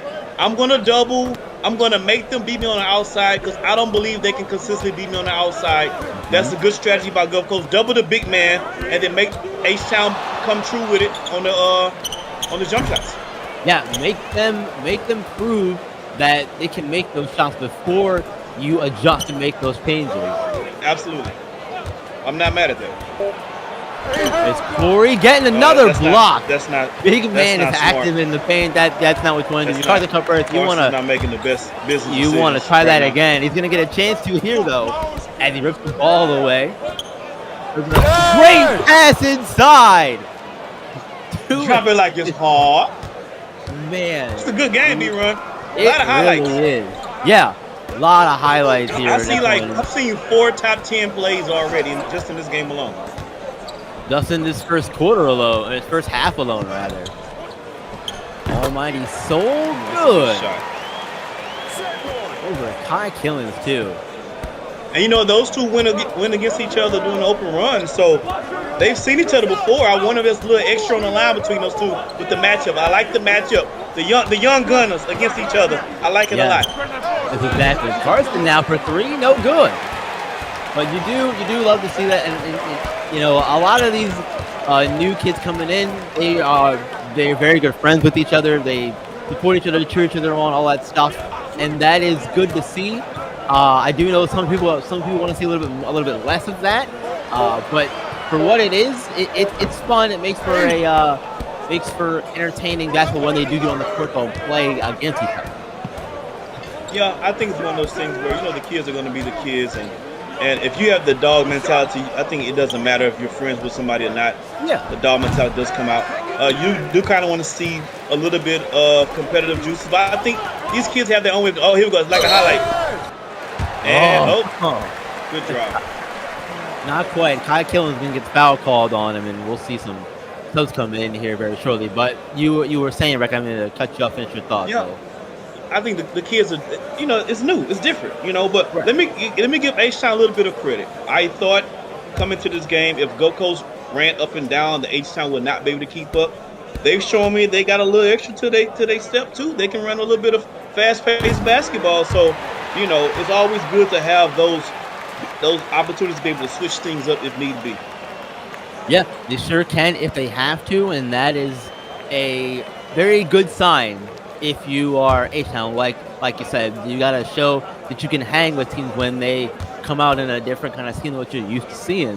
One that you don't practice against it, really. You just know that, hey, they run a fast-paced offense. That's great, but you gotta see it and be in that environment to really know if you can handle it. That makes sense. Right, for sure. For sure. Uh-oh, he got the moves on him. He sure does. Got the space on the inside leverage. Yes, made he can. It count too. Be run the first team that might go on a serious run might can pull away with this thing. Now I don't know, and who knows that might not happen to the fourth quarter. It may not happen at all. We're going to see. It's been tight all first half. Yes, it really has. This has been a very entertaining first half of basketball here so far. And like you said, back and forth, and whichever team can go on a run first is going to have to more likely be the one that wins the game. As Kasai is still struggling from the field so far in the first half. Yeah, Kasai need to phone a friend for that jump shot right now. He need to have somebody help him find it. He's lost it. Yeah, I can't seem to find it here as Magic with it. With the last few seconds of both the shot clock and the game clock winding down here. Thompson, turn around, into the shot, no good, but Maureen Washington is there. Gets it up and in the half in style. 28-27. Coopers in the lead heading into the locker room, and Rick, it's been a very competitive back and forth first half. Anything surprise you in particular from the first half, or anything you're looking to see coming out of it? Like I said, I'm surprised to see H-Town being able to run with these guys. I thought Gulf Coast had a chance to run them out the gym if they got going. I'm surprised about that. I love the competitors of the game. It's been back and forth. I don't know how many lead changes we've had this first half, but it's over 4. It's over 4 for sure. Absolutely. And it's been a lot of action, a lot of supreme dunks like that by J-Mo, some jump shots. Whichever team can start hitting that outside three-pointer, though, I think can pull away. But, it's really, really, really, really tight right now and really competitive. It really is competitive, and it's been so fun to watch so far. We'll see if that continues in the second half. Come back for the second half here at the Simrose Sports Arena.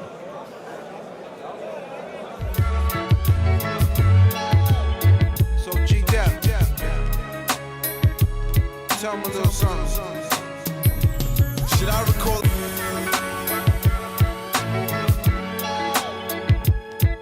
Yeah. Y'all know how I go down, right?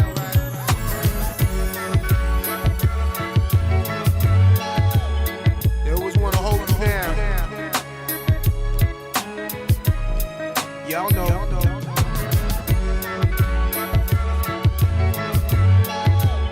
So G-Dep,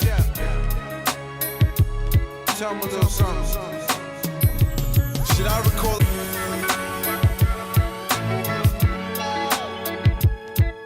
Yeah. Y'all know how I go down, right?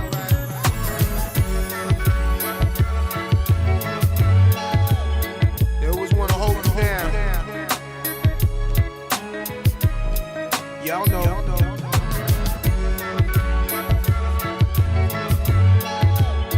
So G-Dep, tell me a little something. Should I recall?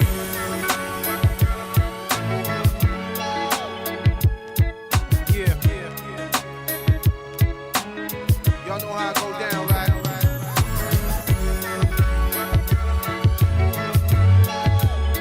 They always want to hold you down. Y'all know.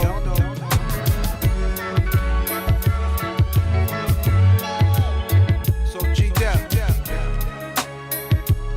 tell me a little something. Should I recall?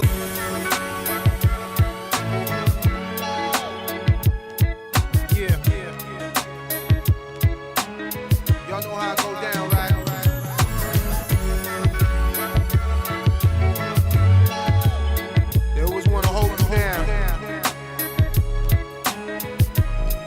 Y'all know.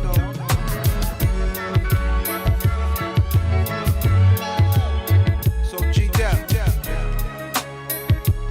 tell me a little something. Should I recall?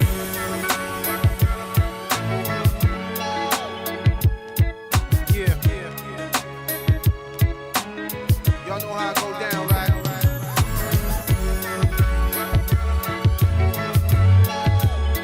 They always want to hold you down. Y'all know.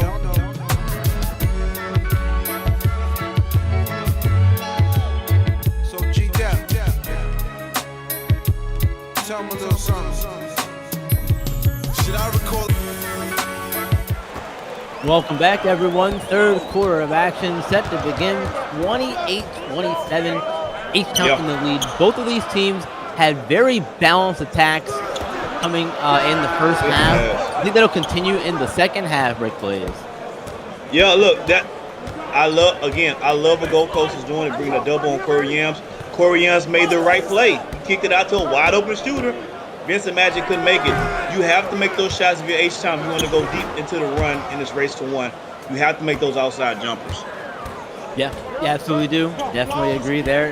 And I think that's going to be, I think you said earlier, that's going to be the key for H-Town is, if they can get those outside jumpers to fall. Because if you can double Corey or any of those big guys in the post, kick it out to a guy like Magic or Carter, and those shots don't fall, that's be a problem. But Johnny Hero said, hang on a second, I can shoot too.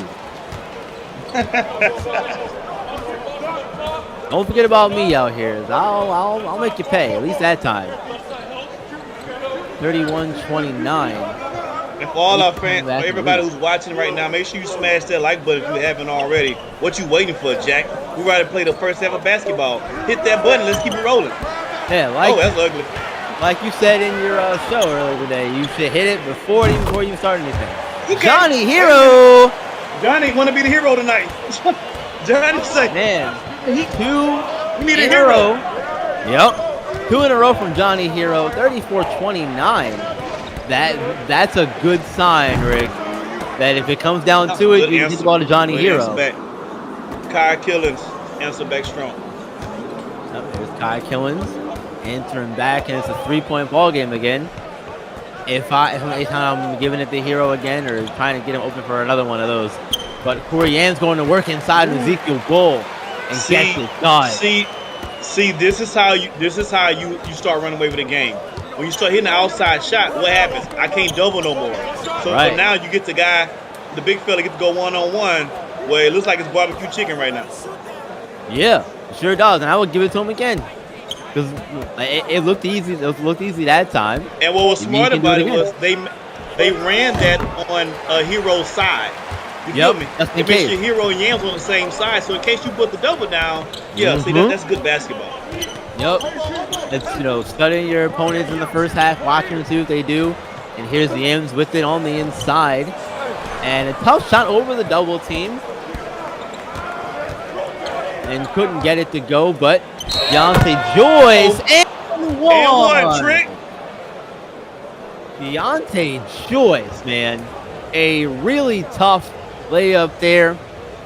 It's a 3-point game and have a chance make it a 2-point game with the free throw coming up here. Every Gulf Coast fan rejoiced after Deontay made that bucket. See what I did there, B-Ron? I did. I like that. I like that. I'm more than just a pretty face, baby. Joyce from the field shooting 90%. As a big man, that's no surprise. You should have that kind of field goal percentage, if you ask me. It's one of the things that you should be really good at is getting those easy points on the inside. Yep. Ooh. The pass. That was a wild pass, though. That was a wild pass. I think he decided late. He was already in the air, so it came across kind of wild. Yeah, you definitely want to make up your mind sooner than that to avoid the outcome we just saw here. Can't have those kind of things happen. It is Carson absolutely trying to find something here. Out to Cupworth again. Top right lining down, and the shot is blocked by Maury Washington, or Almighty Soul. Almighty. That's an almighty block. That's another almighty block. For every almighty block this season for home games, H-Town donating $50 to Whataburger. Every almighty block for home games, $50 will be donated to Whataburger to their favorite charity. There's a double coming. Oh man, that was a good look. I don't know. Yeah, okay. We almost saw a almighty slam there.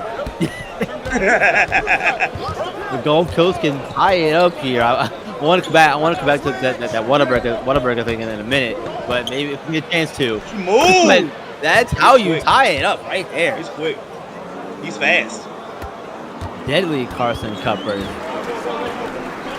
With the speed and agility to get by his defender and make the 2 points look easy and tie the game in the process.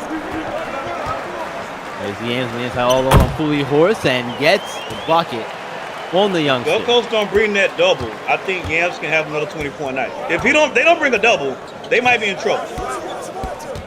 Yeah, pray for trouble, and if you don't double Corey Yams, figure it out, man, or don't. I guess. Let me ask you this, B-Run. Here's an interesting question: how many players right now in the Sin World do you think commands a double? Oh man, there's maybe I'm thinking Yams on the court. I'm thinking Flag. What other players you think command when they get the ball in their hands? The best bet is to get a double team center. Yep, I'll answer after this break. Yep. Kyrie Irving, Melo. What's up, Melo? Did you hear what Foot Locker is doing with the Week of Greatness? Dropping the freshest kicks as always. They're doing a lot more than that. Instead of using some big name athletes and celebrities in the commercials, they're using them to do some good in the world. Are you sure? Yeah, Kyrie is me. Carmelo, of course I'm sure. I need to call Anthony Davis. He's gonna love this. What's up, Kyrie? I just heard. That's super cool they're doing that. I know. That's definitely gonna raise a few eyebrows. I'll talk to you later. Yo, Porzingis, you hear what Foot Locker's doing for the Week of Greatness this year? Well, James Harden, I assume they're dropping more hot new sneaker releases than ever? Of course, but they're also using all the big name athletes and celebrities to do some good in the world. So instead of being in a commercial like usual, they're out in the real world doing good? That's cool. Using all the big name athletes and celebs to do some good instead of being in a commercial? Sure is a cool idea. Or my name isn't Damian Lillard. Gentlemen, the open house is over. You'll have to be on your way. What? Don't you know who we are?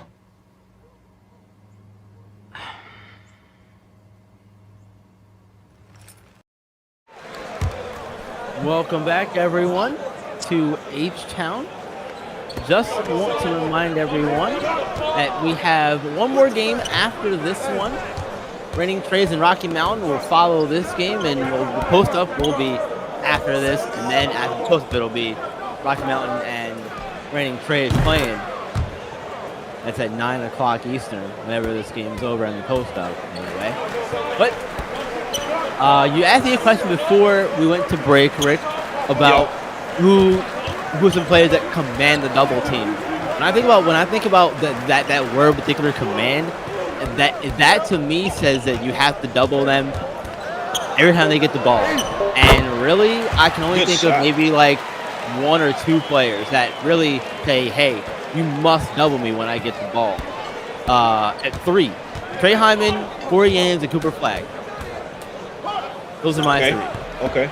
I'm looking at the chat right now, and they threw some other names out there. Dylan Harper was one name, D'Angelo Jordan, and I saw Nas Hall as guys that when you see them, you must send a double. I think it's interesting to send a double on guards because you're really taking a chance to double a guard at the top. You really leaving your defense wide open. I don't know. That's exactly why I didn't have any guards on my list either. But for that reason, I don't know if I would. Go ahead. If I would put a guard, send a guard on the double. I mean, Nas Hall his skill set does say so, but man, if you start double guard at the top of the key, that means you really believe in your defense, or you're really scared of good defense. Yeah, for Bully Horse, good rip there of Corey Yams. Off close the other way in the corner, no good. But yeah, Rick, I agree with you there entirely. I think that doubling bigs makes the most sense because they're the ones who always have the mismatches in the easiest spots where those points are going to come. If you're 5 feet from the hoop and you have a guard on you and you're a big man, barbecue chicken all day. But if you're out here at the top of the key, I'm not going to send the double at you out here at the top of the key. I'm not doing it. You gotta earn that throughout the game. And both teams kind of went cold now, B-Run. We're going to see who can pick it up. Yeah, both teams did kind of go cold here. Corey's holding the guard. I don't know if I don't. Well, I would take advantage of that mismatch. Corey on the guard, but good move. Nice move. Akio Kasai hitting that one, yo. He struggled in the first half with his shot, and hopefully that will be one of those that gets him going offensively. Anthony Johnson with it now. Yeah, clock ticking down here on the third quarter. Magic with this step back three ball, no good. Bad shot. It's Carter. Oh, good pass out. Carter with make a it play. again You got 5 here. seconds. He gets the second one to go. Hey, nicely done, Keithan Carter. That's the Keithan Carter effect, baby. Yeah. You never know. He'll hit 6 of them, and he'll miss 8 of them. That's just the Keithan Carter effect, baby. That's going to end the third quarter of play. Fourth quarter coming up, 45-42. Gulf Coast in the lead. We'll see if they can close it out here in H-Town. Coming back for the fourth quarter, folks.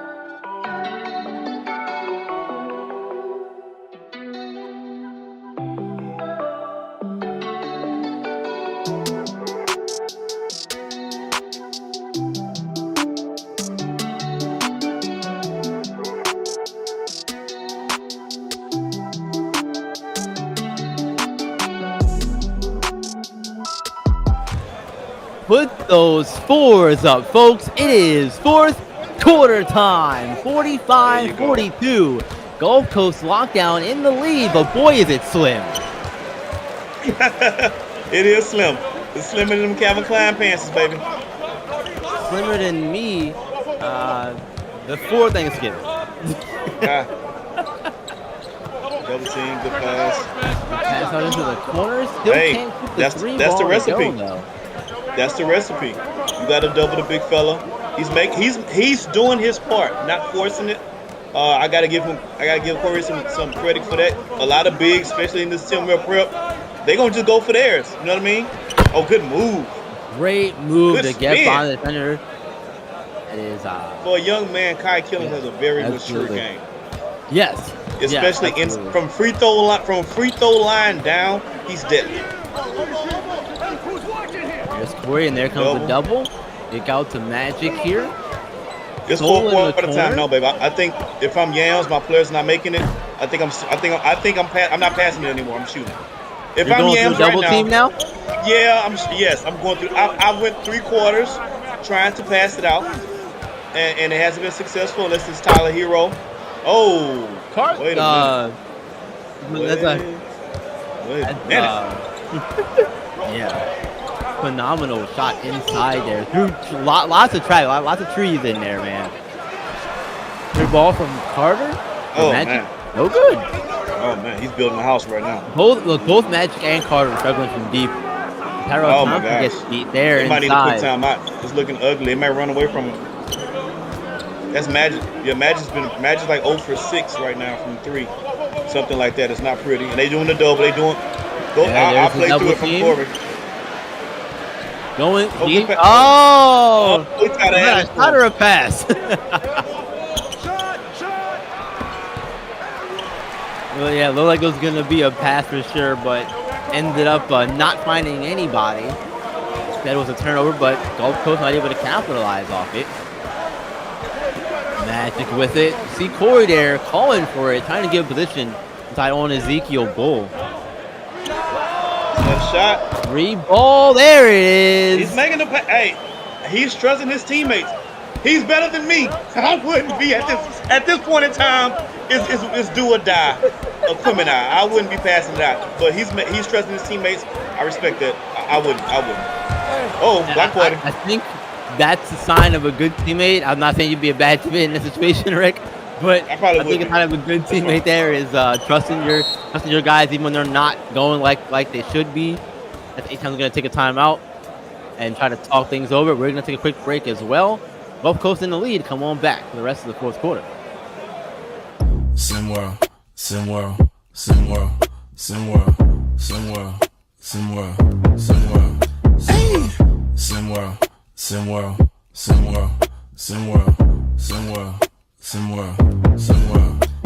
It's a place where average Joe can work on his craft and grow. Say you the new magic, yo. Well, why you ain't passing though? Better get you a basket, bro. Cause this ain't no Madden, no. This is real ball life from prep to pro. Gamma Park, this ain't no fashion show. It's the opportunity for you to be the one to shoot the 3 in the clip. Game on the line. They like, who is he? Must be the 2-3 or 2-4. The 1 twice. Coach saying do more. Scouts like that boy nice. Drive up the price. Push up the stock. Build up your name. Stir up the pot. Piss off the eye. As a player or a coach, here it is, dog. Simworld. This is your shot. Yo, yells. Simworld. You know your boy gotta get some of this, right? Simworld. Rick Blaze. Ladies love. Let's go. I be on some ballers. Trying to get my hands on a scholarship. Pretty young thing already knew my name. Said she wanna try out on a scholarship. Hold up, let me PG it. Porn go past, but you know I'm gon' do it. Podcast fast, big Bob on the snacks, and you know I'm in my bag when March can't beat it. Baby, I be tripping with my foes tipping. Shot out to the ballers. No bull like I'm pippin'. Rick Blaze hit him with the freestyle. Sim World Hoops, man, them boys wild. Simworld.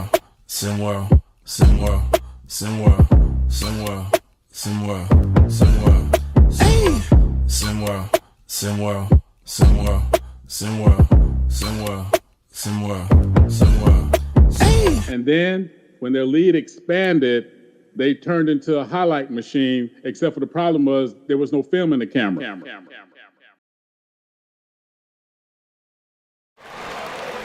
Welcome back, everyone, to the fourth quarter here at the SimWorld Sports Arena here in Houston, H-Town.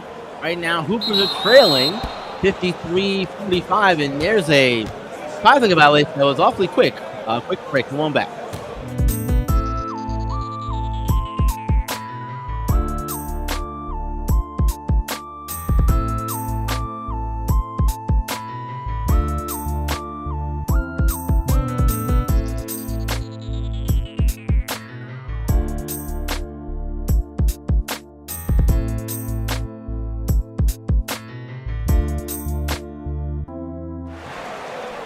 Welcome to H-Town, where anything can happen at any freaking point in time. We had a situation on the sideline. You guys couldn't see it from the camera angle, but yeah, it was some girls getting a little too ratchet out in front of on the court. Kind of got the young boys' attention. So we're back. We escorted them out to the cheaper seats. We back ready. We ready to go, B-Run. Yep, back ready here. H-Town, baby. Of it. Like you said, anything can happen, man. Cupworth got the steal. Now H-Town the other way with it. We've seen H-Town in this fourth quarter here try to start out taking threes, and it didn't work for majority of it, and that so far has been their issue really all game. They take a lot of open threes. That's a good shot. And they've gotten a couple of them involved. It's Johnny Hero. He had a couple of them, but not a lot other than that. And that's going to be a problem for H-Town. What is Keithan Carter doing down there? What is going on? Was that Vincent Magic or Keithan Carter? It was Vincent Magic. I don't know, man. It's getting a little funky out here, man. It's getting real funky out here in H-Town. like you said, Rick, anything could happen, and apparently anything could happen. That anything means, losing track of where you are on the floor and facing out. I mean, Houston is known for space, from what I understand. So I mean, I guess it makes sense. All right, H-Town got to get something rolling. There's not a lot of possessions that's been happening in this game, so every possession is really important. So you don't want Tyree Thompson with the. Oh my God, that's just ugly basketball. I think he got a hack too, B-Ron. I don't know what's going on.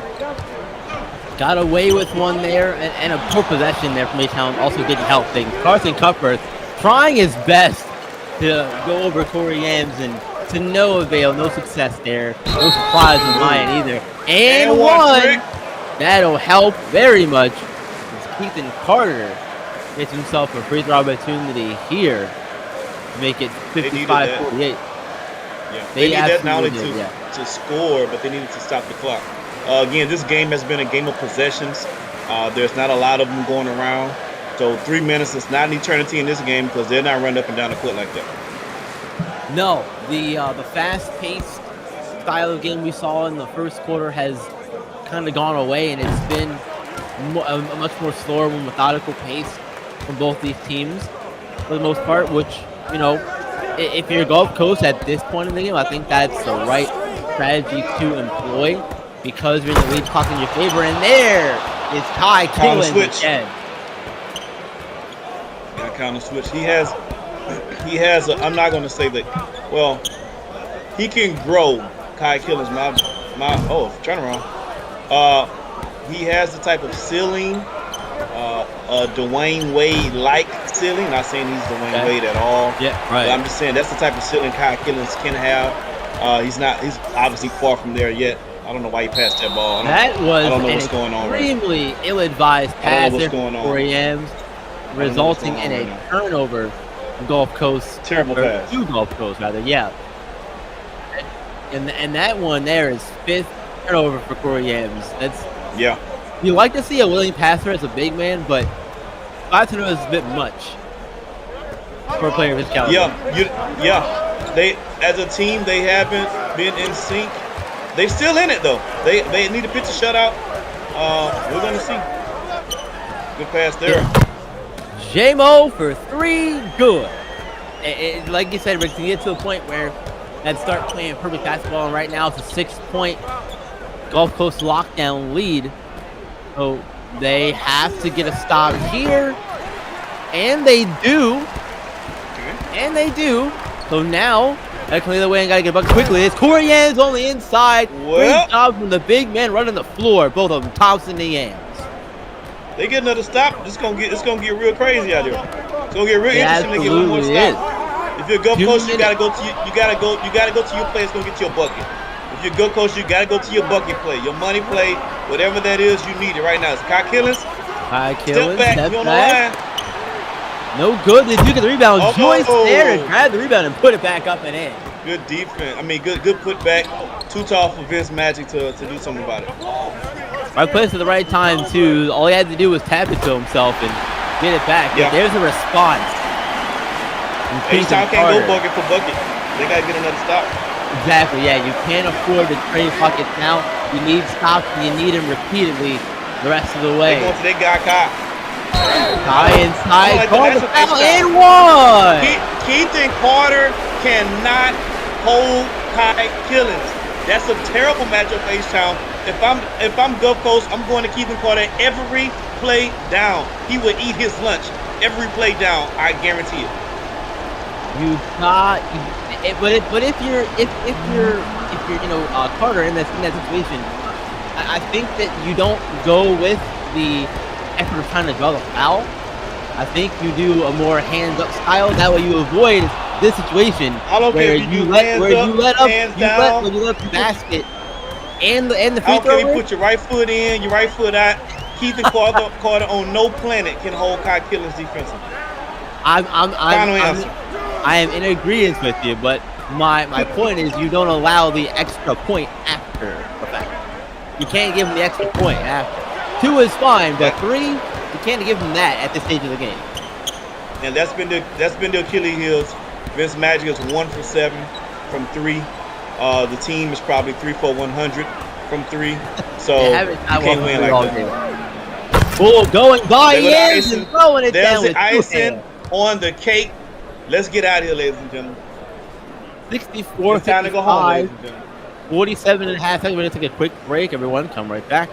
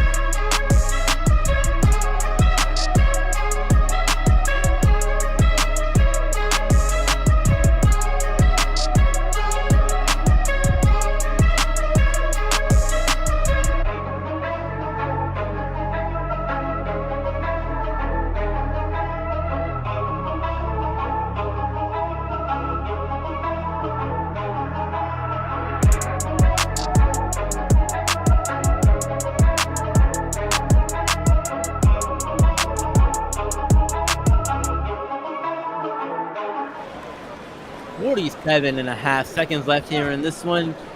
Is there any time, Rick, or should we get Katie ready? Nah, it's a wrap. It's a wrap, baby. You can call out the dogs. It's a wrap. Go and get you some rest. They can go rest up for the next game. They sleeping in their own beds tonight. It's a wrap. Go and get you some French's chicken and go and kiss your mom on the cheek and go and go to sleep. What's a good spot here for food, Rick? I guess it depends on what I like. Yeah. Papados, good seafood spot. You can never go wrong with Papados. Okay. All right. If you're in for some chicken, like I said, you're gonna do number 1 rice, number 1 fried rice. That's Yale's favorite spot. Number 1 chicken, and then or like I said, French's.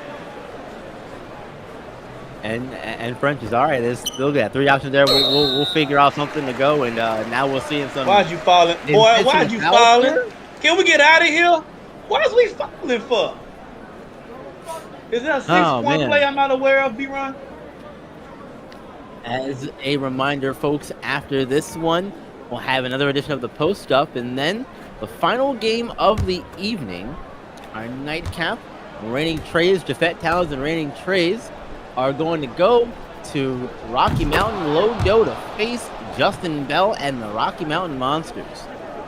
Another one of those teams looking to stay undefeated. We'll see if Rocky Mountain can do it. Any predictions for that one, Rick?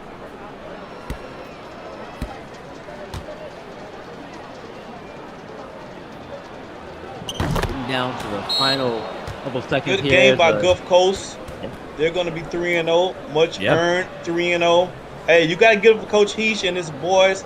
He came in talking cash money, and he's looking like he's about it, and he's for the 99 and the 2000. I got to give it up to Coach Heesh. Yep, exactly. And while you're here, everyone, let's take a minute and join Simworld, why don't you? Come and be a part. We got all kind of places for you. We got the YouTube. We have the Discord, discord.gg, that's Simworld Hoops. If you got the game, come be a player. You got the brain, come be a coach. Or if you want to just be a fan of any of these Simworld prep teams, or you want to get behind the mic here and call a game with me and Rick Blaze, or write articles, anything like that. We'd love to have you be a part of the Simworld team as well, if that's what you want to do. Be a part of the action, right, Rick? Be a part of the action. Why wouldn't you want to be a part of the action? There's better action going on than this? I'm not aware of it. Please tell me so I can join that. Well, look, remember, y'all, Simworld's the only place where you can see the game, be the game. There's a 3-ball that's going to be short. Just stop shooting. You know what? I'm disgusted with these threes. Just stop shooting them, god dang it. Just stop it. I don't want to see another 3 go up with the guys in white. You're done. You proved to me you couldn't shoot them when they counted. Just stop. Yep, and that's going to wrap this one up, folks. Buzzer is sounded 66-59. Gulf Coast stays undefeated, moving to 3-0 on the season. Post-up coming up, and then the final game of the night. Stay tuned for both of those things, folks. Don't go anywhere.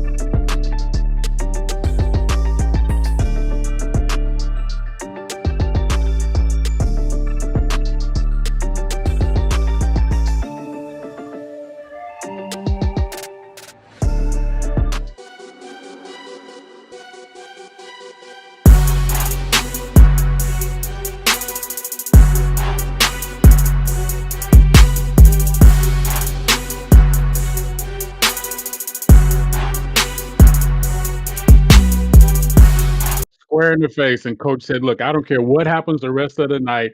I want everybody going home. I want the parents to go home crying. I want the teachers to go home crying. I want the band to leave before they get, oh, hey, whoa, hey. Welcome to Post Up. I just telling a story about my crazy coach from my junior year in high school, and I'll tell you that full story later. This is Maestro joined by my boy. You know him. Jalen, how you feeling, fam? I'm feeling great. That was a great game. It was a great game. Yeah, it eventually turned into a basketball game if somebody learned how to shoot. It was a freeze in H-Town. It was the score gives us one idea, but when you saw the game, you saw it was almost as if there was a force field over the rim. And you know how much Blaze loves the three, and he loved the way H-Town was throwing down that three. I'm totally joking. Uh, tell us what you saw with the, I'm going to say this way to kind of lead you into it. So, counsel, I'm going to lead the witness. The lack of offense and the selective play that seemed to be offensive tonight. I mean, I kind of mentioned it in my 3 in the key before the game. The 3-point battle. Yes, you did. H-Town, they made more threes than Gulf Coast, but they shot a worse percentage, 4 for 15. You're not going to win too many games playing like that.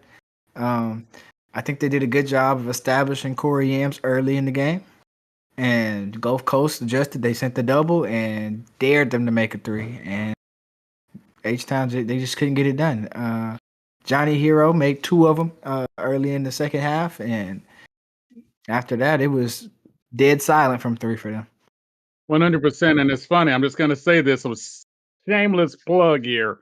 My pod that went out this afternoon was about the Dirty 3, speaking on this very same thing.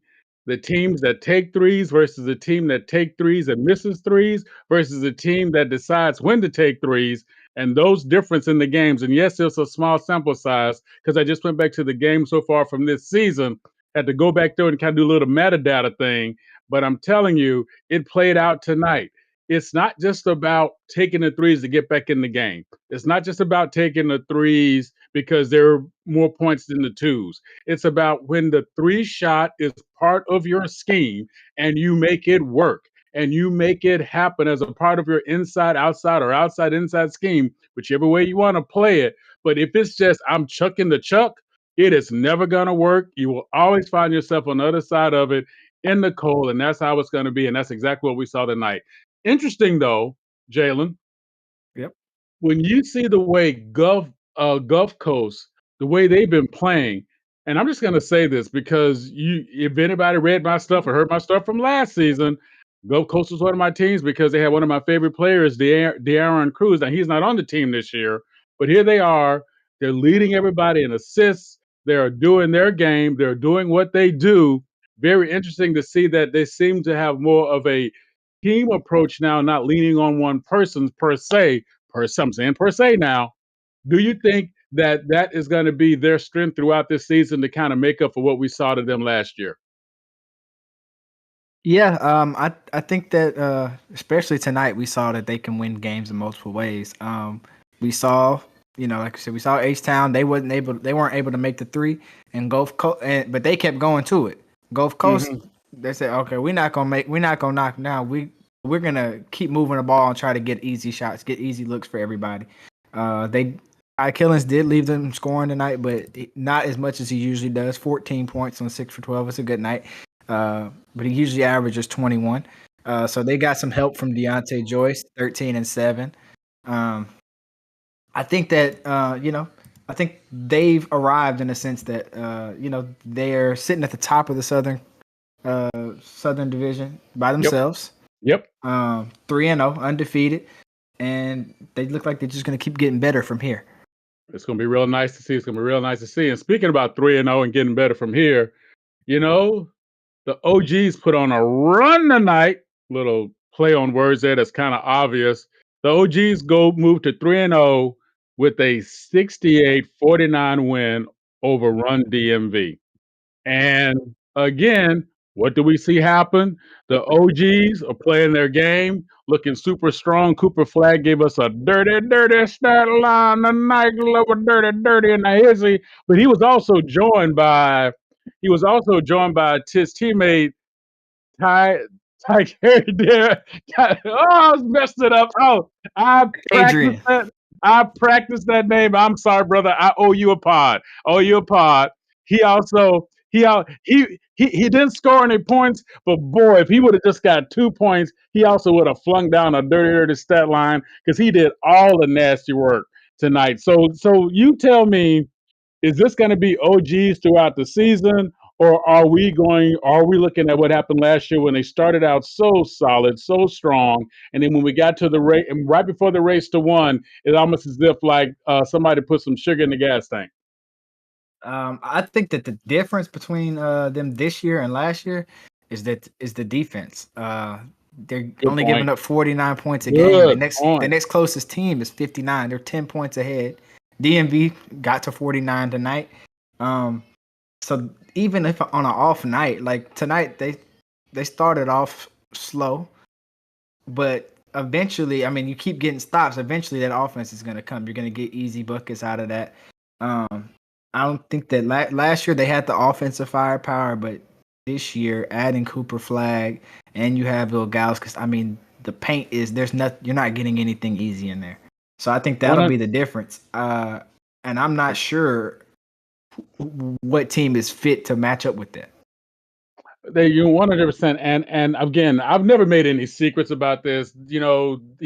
Coach Dodge always seems to have a plan, and it's interesting to see how these 3 games, even though the numbers say what they said, and that's a great point by you, by the way, Jalen. I love how you brought up the fact that the defense, because here they are in this particular game against Run DMV, they held them to 7 points in the fourth quarter. And that's kind of where I came from with that, when I had that coach that I had a basketball coach that had a mean streak in him. He actually ended up going to prison not too long after that season, and that's actually no joke. But he had this thing where we were playing against another team that was coached by a guy he played against in high school, and there was some beef between them, and he went off on us before the game, and he said, and I quote, "I want everybody to leave. We're in their gym. I want everybody to leave before the end of the fourth quarter."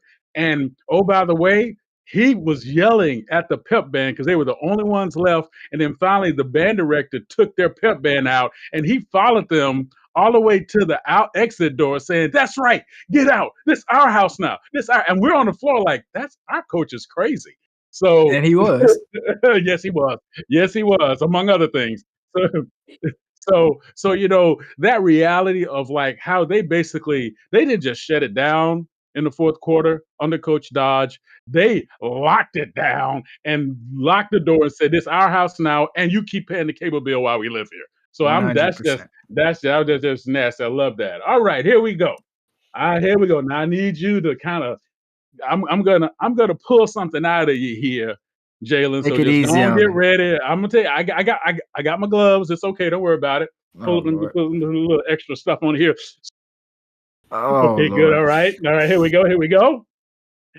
Back in the day, there was these places called malls, and there were these big buildings. You'd walk in, and there was these things called stores that you actually walked in, and you would look at stuff from kicks to jackets to suits to Kicks. whatever. Yeah, the whole thing right now. I don't know if you know about them because like that's back in the days of the troglodytes and like the Tyrannosaurus Rex for you All right. probably.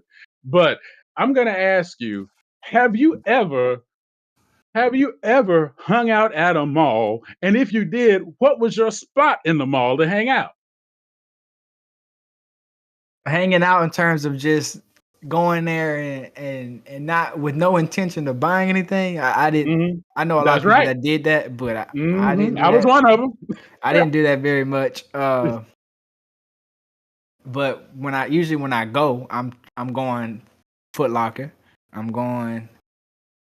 PacSun has been one of my stores. Yeah. Way back. Look at you. Yeah. Let me think. And I like going to Express too. Oh, look, that man know what he talking about. I was one of those cats who went to the mall not to buy nothing because one, well, I didn't have any friends. So that was the way I would pretend like I had friends. Like I'd hang out around the food court and I'd pretend like I sit at a table next to somebody and act like I was with them. And, or I'd hang out in front of like, I was like, a Foot Locker or Finish Line guy too. Just kind of hang there and just kind of say, oh, and I say something about the team if the guy or the gal bought a jersey. They usually call security on me, but that's what it was. It was cool. It was cool, but I just that's good to know that you was a mall man. Now, since you're a mall man, go on and post it up for me. We got coming up. We got a great game coming up here between Trey's and Rocky Mount. We're gonna get that call from Siege and Yales. So before they get on the mic and tell us what's happening in the game, what do you look into your prognostication machine and give us the 3 and the key what they need to do to win? All right, for the Reigning Trays, they're going against Rocky Mountain, who's the second leading offense, and they are first in field goal percentage. So they're gonna have to score some points tonight. So for their key, I'm looking for who's gonna be their third guy. Jafet Towns, he's gonna get his. Travion Sherwood has come along. 6'11", he's second in the league in 3-point percentage. So I think they're gonna get enough offense out of those two, but who will be the third guy for them tonight? I think that'll be big for them. For Rocky Mountain, I think that their biggest key tonight is going to be how can they contain Jafet Towns, because I just talked about they need the third guy, but he can be a one-man band. He's won games. We've seen him win games by himself. So through that, if they let him get going. If they let them get going, then they're going to be in trouble because Reigning Trays is also shooting. They're also 8th in field goal percentage. So I think it'll be an up and down game. But if you can cut the head off the snake, I think you'll have a better chance of winning. I'm going to say something, Jalen. That was a really good call. And I'm going to tell you why I think it was a really good call. Because one of the things that I was thinking about with this particular game is neither one of these teams have shown me yet an ability to truly play defense on point. Their points per game versus their opponent's points per game are really close together. So to want to go there to count on defense, that's I think you're right. That's going to be the ask. Who will be able to eventually shut down two? Because who will be able to shut down who? Because each team can definitely get the rock off. So how are they going to be able to handle that to be able to make sure that they can get enough of a spread to make it count? Because I have a feeling with either one of these teams, no lead is going to be safe no matter how late we get into the game. So there you go. And I'm definitely with you on that. So who you got doing what tonight? I think Rocky Mountain. I think they'll come out with the win. They're playing really well right now. We thought that we would see Justin Bell lead this team again, but it's been Dink Pate. He's averaging 23 a game out of nowhere. I don't think anybody saw that coming. But they also still have the return Lucas Bank, Zane Davis, one of the best 3-point shooters in the league, and they got Bundy Thunder averaging almost 15 points a game. Love that name. They have right? a lot Love of fire. That name. Yes, they have a lot of firepower. Whereas Rain and Trays, they have a few guys that are giving them a lot. So I think that'll give them the advantage in this one. I'm going Rain and Trade just because they have Alaska's Mr. Basketball and Tommy White. That's the only reason I'm picking them right now. No, I'm just joking. No, I think it's gonna be something special.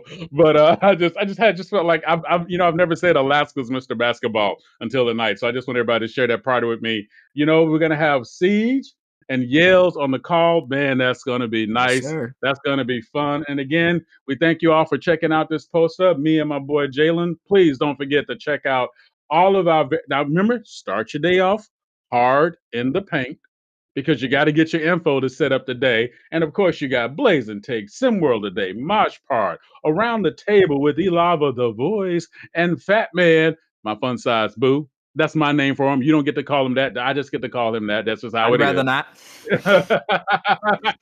My man, I love it. See that we are the show of honesty, baby. Also, Off the Rim and the J Rock Show. Please check it all out. And of course, you can either get in my dirty shorts because you're gonna like it when you get in there, or we can just talk dirty on the weekend because that's what we do, talking dirty with Maestro, baby. That's just how we handle it.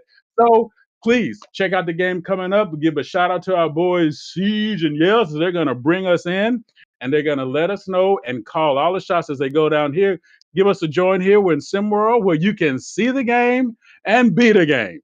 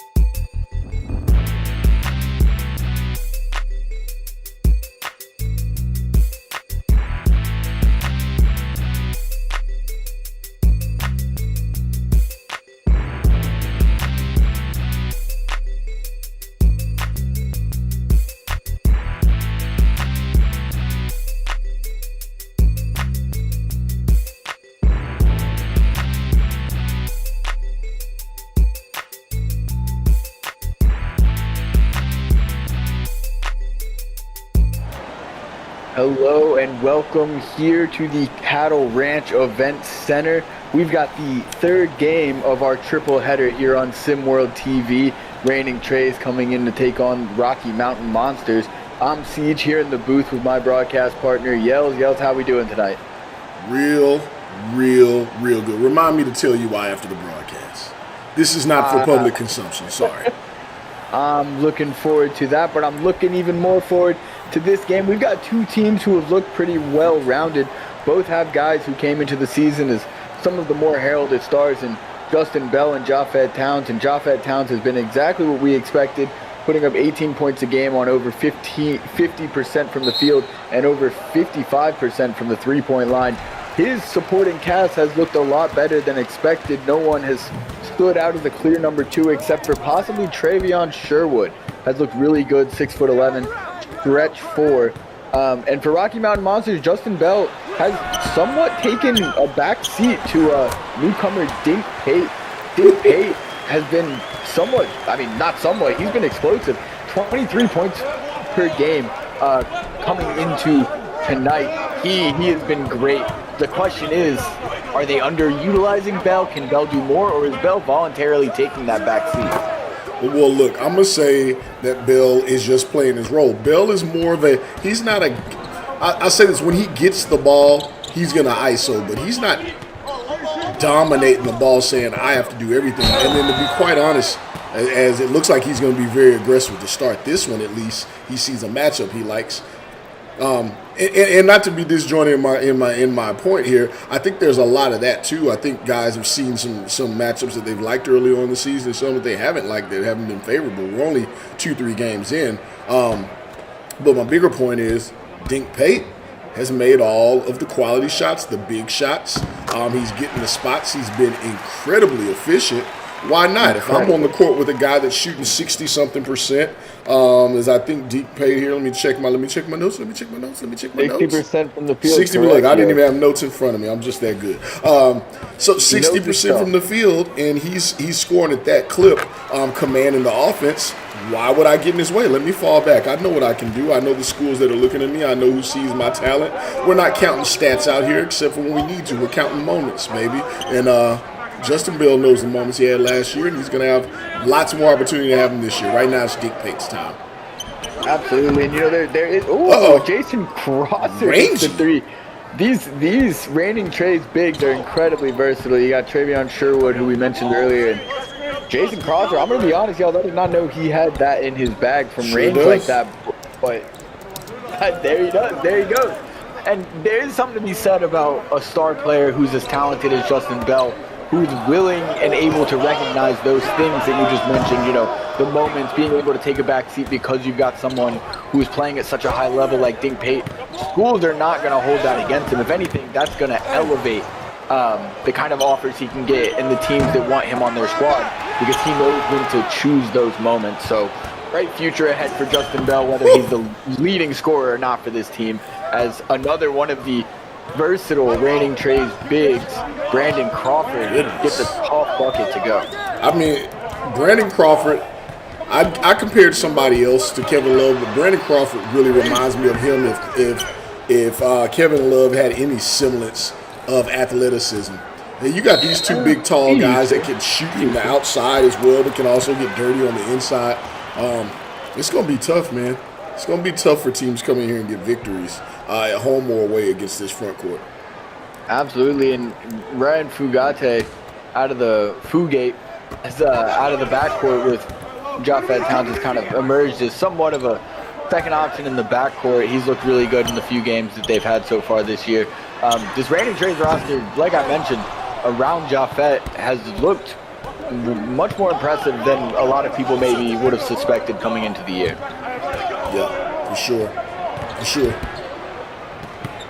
Japheth Towns trying to take Zane Davis on one-on-one. He's going to hit the little mid-range post turnaround. Can't get it to go. Big old McDougal with the rebound, and he's going to push it up. Lucas banks for 3, and he's going to no bank on that one. It's going to go right in there. We got a tie game here, 7-7, early in the first. I think this is going to be a really good game. I think this one's going to be back and forth. These two teams, very different styles. But they play similar. They have some guys on the team that can dominate, but they're willing to let the rest of their teams go to work, and they have deep squads that can hit you from anywhere on the court. That is a beautiful move from Dink Pate, and he couldn't finish. All bait, no bait. Is he now down to 59%? Probably. I don't know if we've got the live stats like that, but let's hear from the guys in the van, see if we do. Yeah, I would assume not. With the shot attempts he's put up, he's still shooting above 65%. It's great. It's insane, and you got to take into account the small sample size to start the season. You would expect that to go down, but hey, I've seen crazier things, and that's going to help right there. As the minuscule Dink Pate at 6'2" gets it to go over the defender, Jason Crosser, who has a foot of height on him. That's an impressive move. You know who he reminds me of? I'm going to bring up a name that people haven't heard in a long time, and for anyone who does not know about him, go look him up. He was virtually unstoppable at one point. He did not have a jumper, but he had a mid-range jumper, but what you could not stop him from was getting to the rack. It was not a bunch of fancy dribbling. It was just speed, position, angles, and knowing when to use it. And Dink Pate, in my early sightings, that's a big bucket there. In my early sightings, watching how he gets it done reminds me of prime TJ Ford. There's your Texas shout out. You get one per broadcast, yells. Oh, I get more than that. Hey, the whole world, if people didn't know about TJ Ford's game, then they're missing out. Well, it's an older folk kind of guy at this point, which is crazy to say because I remember TJ Ford, but years go by. TJ Ford, he did well at the college level as well, but at high school level, when he was at the prep level, the age that these kids are, he was that guy. He was unstoppable. Oh, good hand. Good hand. This is a really big. I never really looked at it, but now we're watching great pass there from Jafet Towns. Can't get it to go from the corner. This lineup, Jason Crosser 7'2", Brandon Crawford 6'10", 6'11", Sherwood at small forward. 6'11". Really 6'11", really can play any position on the front court. That's Justin Bell's getting going. Then you got Jafet Towns at 6'6", so they say he grew a couple inches over the summer. That's a lot of height out there. You bring Jimmy King off the bench. Well, I mean, Fugate is no small guy at 6'4", 200 pounds. And it's worth mentioning that with the average height of 6'6" on this Reigning Trays roster, they are the tallest team in Sim World Prep. And with that, Reigning Trays is going to take a 17-13 lead into a timeout, and we're going to take a quick break and be back shortly.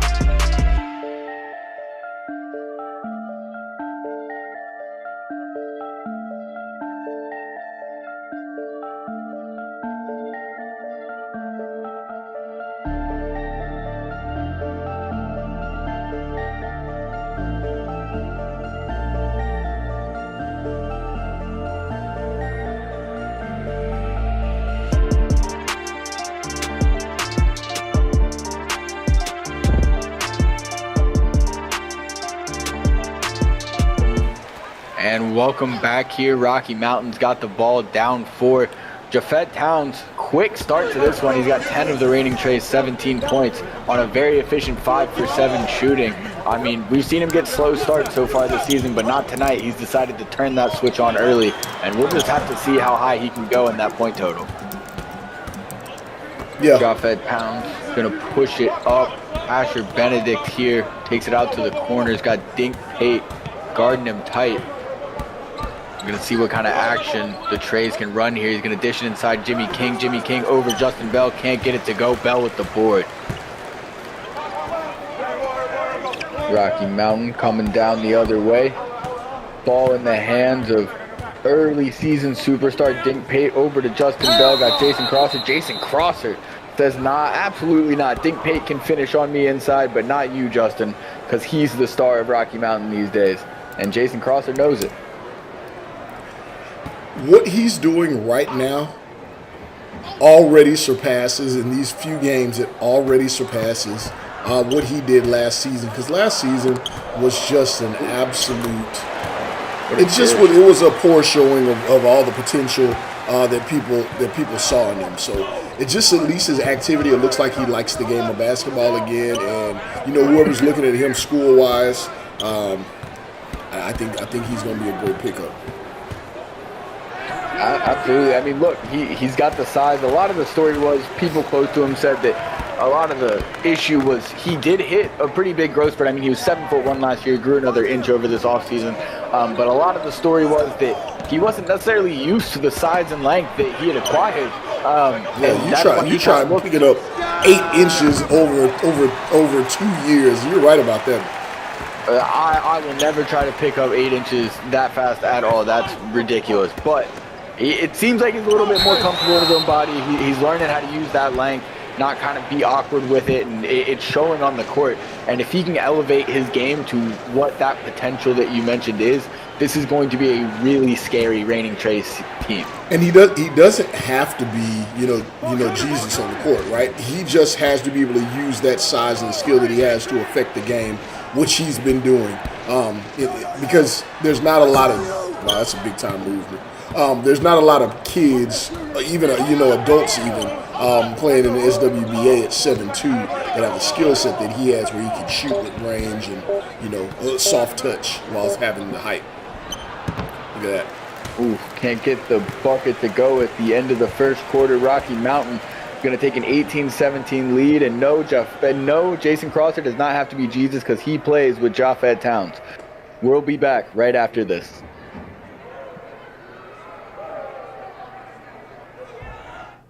Car's all yours. Thanks. Cars.com's expert reviews made it easy, but... Shouldn't there be more back and forth? You missed the drama, right? Yeah.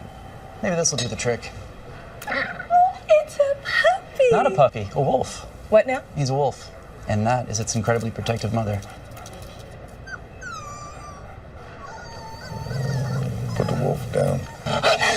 You guys good? Yeah, we're good. Yep. Okay.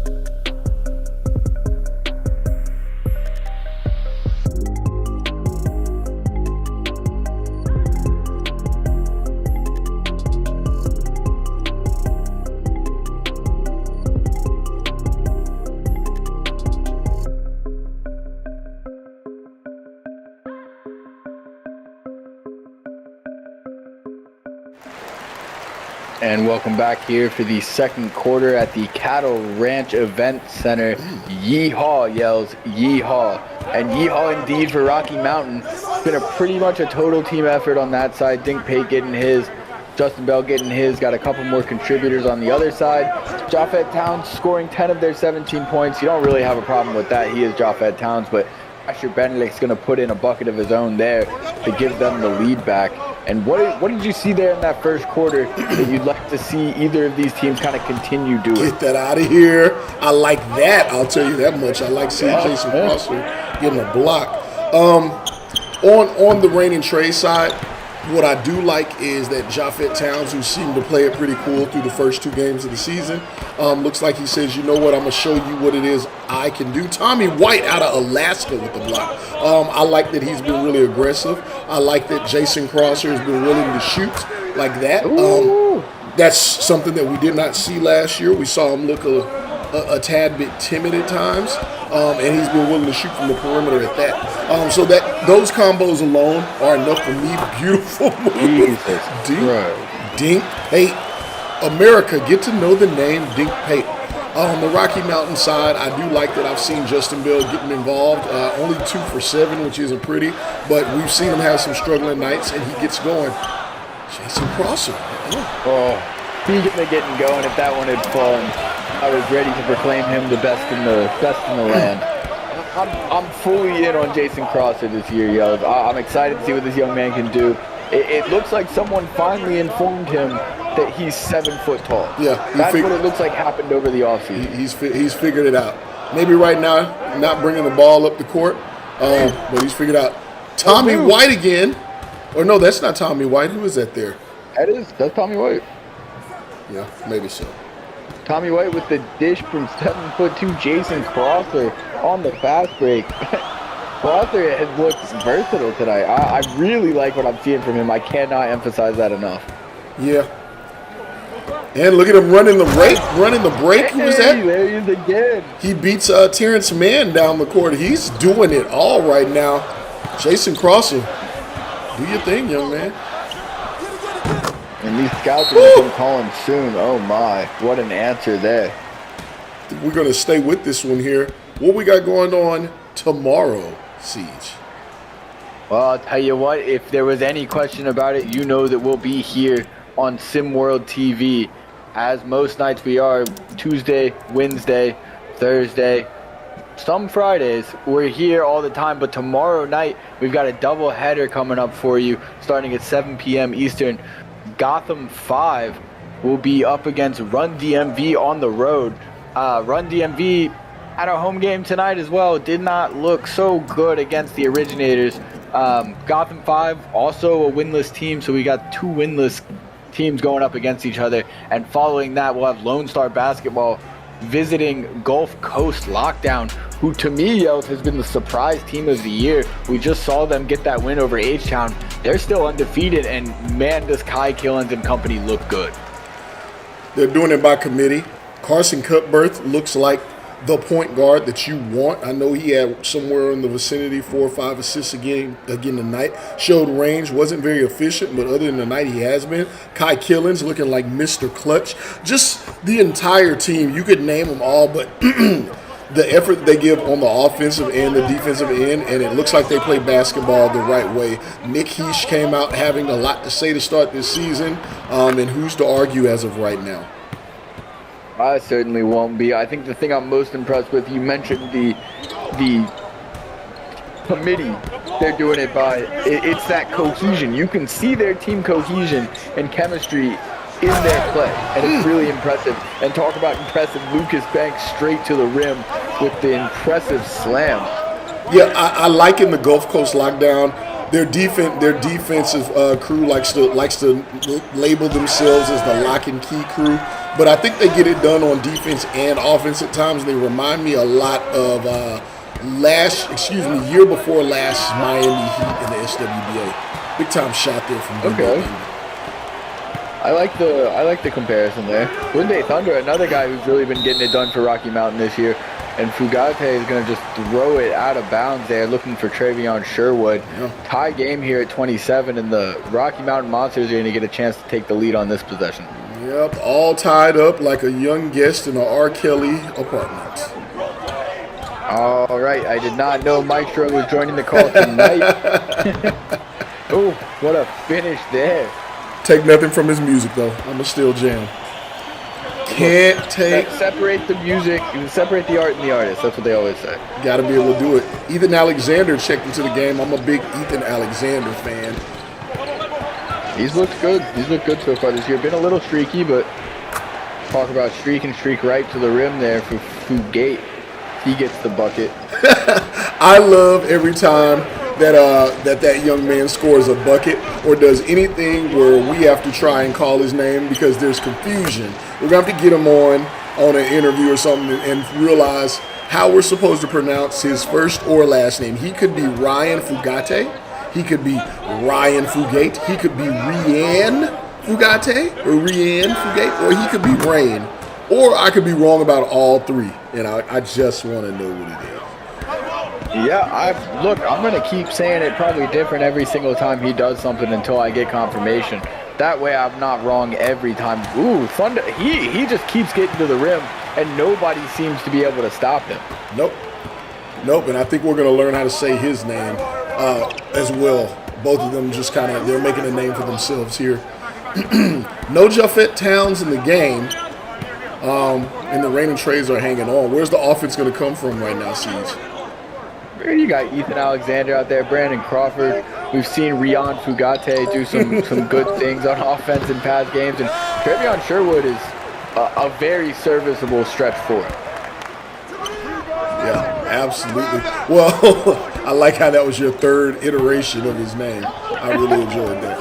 All in one quarter. I'm not going to be wrong every single time. I'll be wrong a few times, but at least one time I'm going to get it right. Yeah, you're like a clock twice a day, huh? Yep. And Ryan Fugate. Yeah. One of those two might have been right, but also could have both been wrong. As Brandon Trays retakes the lead 34-32. He's doing the same thing every time. They need to adjust the defense. He's blowing by these defenders with ease. Jay Hendricks is getting mixed up on that switch there. It doesn't look like Brandon Trays has decided if they want to switch that or if they want to drop that. But either way it goes, Jay Hendricks is getting caught in no man land there, and Bunde Thunder is running those points on him.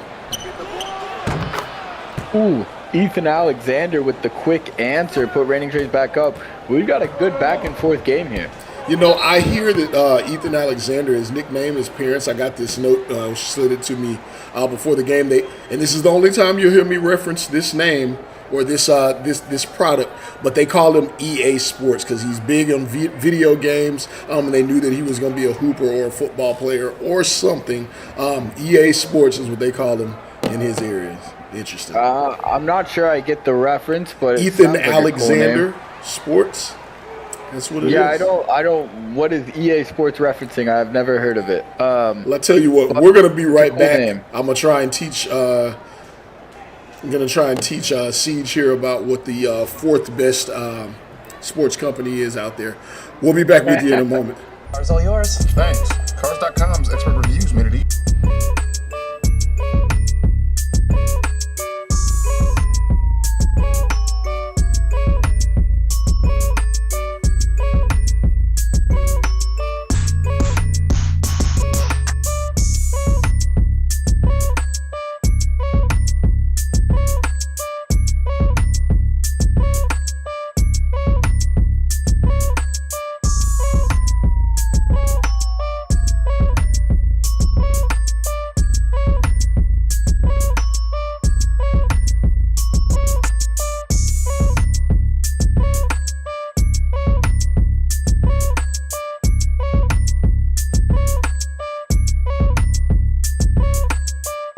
And welcome back. Reigning Trays with a 37-35 lead at the moment. Japhett Towns back in the game and yells, Bunde Thunder, 13 points here in the second quarter. He's up to 16 on the night.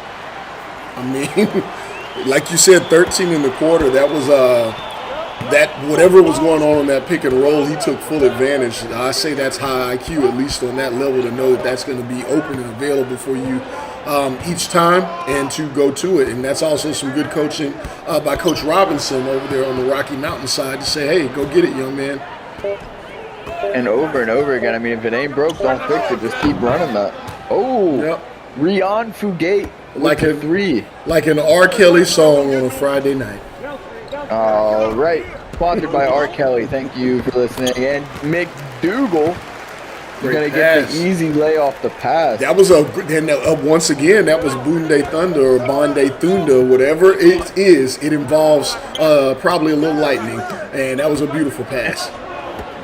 Well, with the quickness he blows by his defenders with, he might as well go ahead and change his name. Japhet Towns going to get a wide open 3 off the pin down screen from the corner, and he's going to get it to go. Reigning Trays commands a 4-point lead here with 35 seconds left in the second quarter. Yeah. I think Towns is going for 30 tonight. I think he's just getting going. We know what he does in the second half of the games. Yeah, he is absolutely one of those players that can flip that switch. And here come the reigning Trays. Shot clock is off. That's a bad matchup there. Yeah, I don't know if I trust it. I don't know if I trust that one. Oh, good trap. Not perfect timing. The late trap. That's how you do it. Ooh, and Sherwood can't get the shot to fall as the buzzer sounds here on the first half. Reigning Trays 43-39. Bonde Thunder with a game-high 16 points so far. Japhet Towns with 13 on the other side. Yells, if you are Rocky Mountain, you're looking pretty good, but you're going into the half with a deficit. What are you telling your players here if you're Coach Robinson? I'm telling them, number one, defensively, we got to keep the same intensity that we've had. That delayed trap that they tried out there late in the second, to end the quarter, that may be a strategy they want to employ a few more times here in the second half on Japhet Towns. But that is what I'm telling them. Do not let Japhet Towns get going. I'll live with anything else other than Japhet Towns getting going because it's going to be harder for them to win with him scoring than it is with him not. Said that backwards.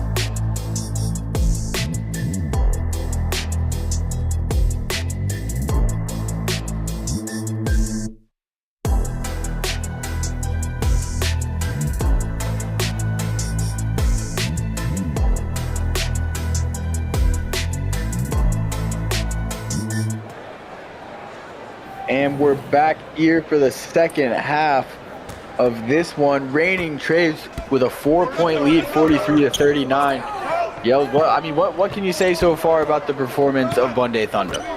I can say, like I said before, Bunday Thunder is a smart guy. If you're going to give me the lane on a pick and roll, he says, I am absolutely going to take it. Thank you very much. And he's got 13 points out of that in the second quarter. On the other end of that, he is a knockdown shooter, and I'm believing that he really is like that when it comes to the jumper, because he's shown it through 3 games. And I know that's not a huge sampling, but I'm believing he has a well-rounded game. So late addition to the team, but I think a very good one. I would agree there, as he is their second leading scorer currently through 2 games. Potentially will be their top scorer if he keeps up what he's doing tonight. Japhet Towns gets the 3 and gets it to go. I mean, this guy is sensational. It's almost like we forgot how good he was over the offseason with the newcomers that came into SimWorld Prep. But Japhet Towns is still that guy and will likely continue to be that guy until he leaves SimWorld Prep. He's going to be that guy a lot of places. Out of SimWorld Prep, SimWorld U, SWBA. I know I've already heard there's some teams that are looking at him, and some of them are in the Northwest. Some of them are all the way across the country. So, yeah, I mean he had a 3-inch growth spurt over the summer. I think he was 6'2", 6'3" last year. He's 6'6", and it looks legitimate now as he stands next to Justin Bill. Are they matched up on one another? It looks like they are. It looks like they're guarding each other. You'd love to see that. Get my Maestro on there, some star-on-star action. Shout out to Maestro with the inappropriate. Shout out Maestro. Somebody's got to bring the spice. Absolutely. Ooh, Dink Pay with the tall play through the contact. Look, and I remember all last season Maestro would do his impersonation of Rick Blaze, so I'm gonna go ahead and do my Maestro impersonation. And you know what they say about spice, baby. Sometimes you gotta put it in, and whatever you get out of the spice, what you put in for the spice, and you just spread it all over you, baby, just like that. Again, I did not know Maestro had subbed in for Yells. Maestro, how are we doing tonight? Good to see you. It's a good game, man. I don't want to detract from this game. It's been tight, and I don't think any teams had more than a 4-point lead throughout, have they? I don't believe so. If they have, it hasn't been much more.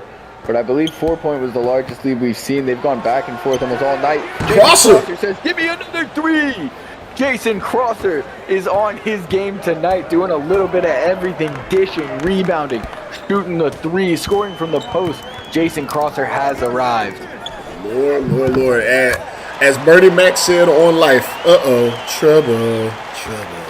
If that's what he's going to be doing, it's going to be a lot of trouble. We know that it's in his arsenal, again, in his skill set. His willingness to shoot it last season was not there. His willingness to get into the post and shoot over smaller defenders was not there. Oh, good Lord. He put him in the mix. And that's Ryan Fugate with the bucket. Ryan Fugate gets it done again. Yeah, but Jason Crosser looking very good. And that looks pretty good there too. Justin Bell, who hit the 3 a couple possessions back, and he's coming right back for some more. And that's on Japhet Towns. They are guarding one another. That's an excellent steal by T. Pate. Run that break. Oh, find Justin Bell in the corner. Justin Bell over Jason Crosser. Can't get that one to go. And point guard Jason Crosser is going to wave off Rian Fugate, and he's going to give it up to Japhet Towns. Back to Crosser. He's got the also well-versatile Lucas Bank trying to guard him. And he's going to kick it back out to Ryan Fugate. Riani Fugate. He must have the ultra green light, man. Oh my God. So and his throw hit the rim there. Incredible. That's a big kid, man. That's a grown man, pun intended. He looks like he should be playing defensive end. Absolutely.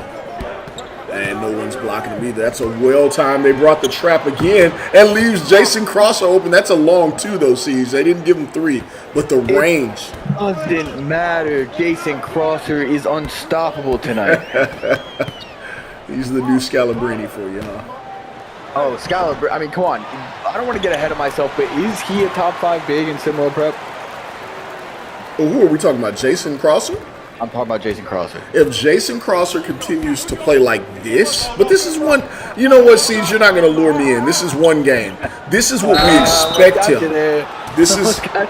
This is what we expected him to be, and if he fulfills his potential, he's absolutely a top 5 big, in my opinion, because of the versatility. You got your Trey Hymans, you have your Corey Yams, you have your Andre Ivanovs, Cooper Flag, if you want to call him a big. As you start going down this list, some of these kids have more finite roles on their teams now. Richard Hennessy, Nick Hugo kind of running the break, not necessarily playing in the middle anymore.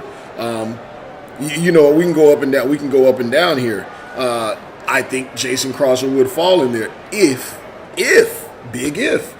he fulfills his potential and shows this consistently on a nightly basis. But again, you have other kids out there that are doing really, really big things. You have some talented kids that just we haven't seen everything they have to offer yet. You got Jaquan Johnson up at Heartland Zombie Stars. I mean, you got Levin. Did I leave out Levin Cutler? Like, my goodness, yeah, Levin Cutler. Look. Because he hasn't had a go-off game yet, and I think I would like to see that from him. You got Tyree Wells still. But Jason Crosser's point being, the skill set he's showcasing tonight, if he does it on a nightly basis, yes, he's going to get a great scholarship to a great school, and we're going to see him even more, and then we'll find out what kind of player he really is in the future. Yeah, well, consistency is all you can really ask for from a young player. And Rocky Mountain's going to get a rebound there and run the other way. They're down 1, got a chance to retake the lead here late in the 3rd quarter. See what they can do. Pass. Schindler's List out here with the dime and the finish from Justin Bell ringing bells out there. That was over Jason Crosser, was it not? That was Jason Crosser who committed the foul, yes. Yeah. It's all right. You get dunked on when you contest shots. It happens. Everyone, if you never got dunked on in your playing career, you weren't playing good competition. That's what I always say. And you definitely weren't playing defense. You definitely weren't. I will tell you, I've never been dunked on. Siege, and I play defense, and I'll tell you why I've never been dunked on. I will go Draymond Green. Real competition in competitive organized basketball? Yeah, never. I can tell you, even it's in the gym, playing pickup ball or organized, never been dunked on. Like I said, I'm a by the book. I'm a moral guy. I like to do the right thing. But if you're gonna try and dunk on me, I go straight Draymond Green. I'll close line. I'll do whatever. You're not gonna dunk on me. That's too much. I have a real life story of that back when I was playing in high school. Oh, what a pass! Ooh, the passing here from Rocky Mountain is sensational. It is. But just to give you the quick story, back when I was playing in high school, I think it was my junior year, it was a preseason game against one of our schools in our area. It was supposed to just be a scrimmage, but this kid got a fast break and he was going to go up to dunk it, and I tackled the kid. And I remember standing up before him and looking over him, and I said, please don't try to dunk in my gym again. And I did not play the rest of that game. They asked me to leave. So. But yeah, you're not gonna dunk on me. You're not gonna dunk in my gym. That being said, Ethan Alexander got some of the same treatment there, and that's why he's headed to the line. Reigning Trey's down 4 now. Big swing there for Rocky Mountain Monsters. A couple great passes, couple nice dunks from the Monsters has put them up 2 possessions. Ethan Alexander's gonna try to cut that down a bit, and he's gonna hit the first. Siege, we just talked about taking somebody out. I kind of likened myself to Draymond if you're going to try and dunk on me. Saw the whole suspension come down today. I think there's some information about that. What do you make of Yusuf Nurkic? I'm not sure I'd ever heard him speak before. What do you make of his response to the whole situation with Draymond Green in the SWBA the other night? Well, I believe, if I'm correct, the exact words he used were that brother needs help. and Well, I'm not sure I've heard him speak. He also said, I'm glad well he didn't said. try and choke me. Yep. I think it was well said. Best comment that I saw about hearing Yusuf Nurkic speak in the first place had nothing. Good God! God, bet down. Moment of silence. I'll admit I literally was crying hysterically when I saw the comment that someone said, I had never heard Nurkic speak before. And really, they made a simple comment after that, and they said, how can someone sound so hood and so Eastern European at the same time? Well, Yusuf Nurkic pulls it off. He sure did. Reigning Trays down 1 here. About a 3-second difference between shot and game clock. Crosser's going to get it in the post against Dink Pate. He's going to fade away for some reason, even though he's got a foot advantage, and Dink Pate's going to run the other way. 5 seconds of dish inside. McDougal with the dunk off the pass. Japheth Towns with 2 seconds left, going to get a chance to hoist the 3. Can't get it to go. Rocky Mountain Monsters are going to take a 67-64 lead into the 4th quarter, and we'll be back for that right after this.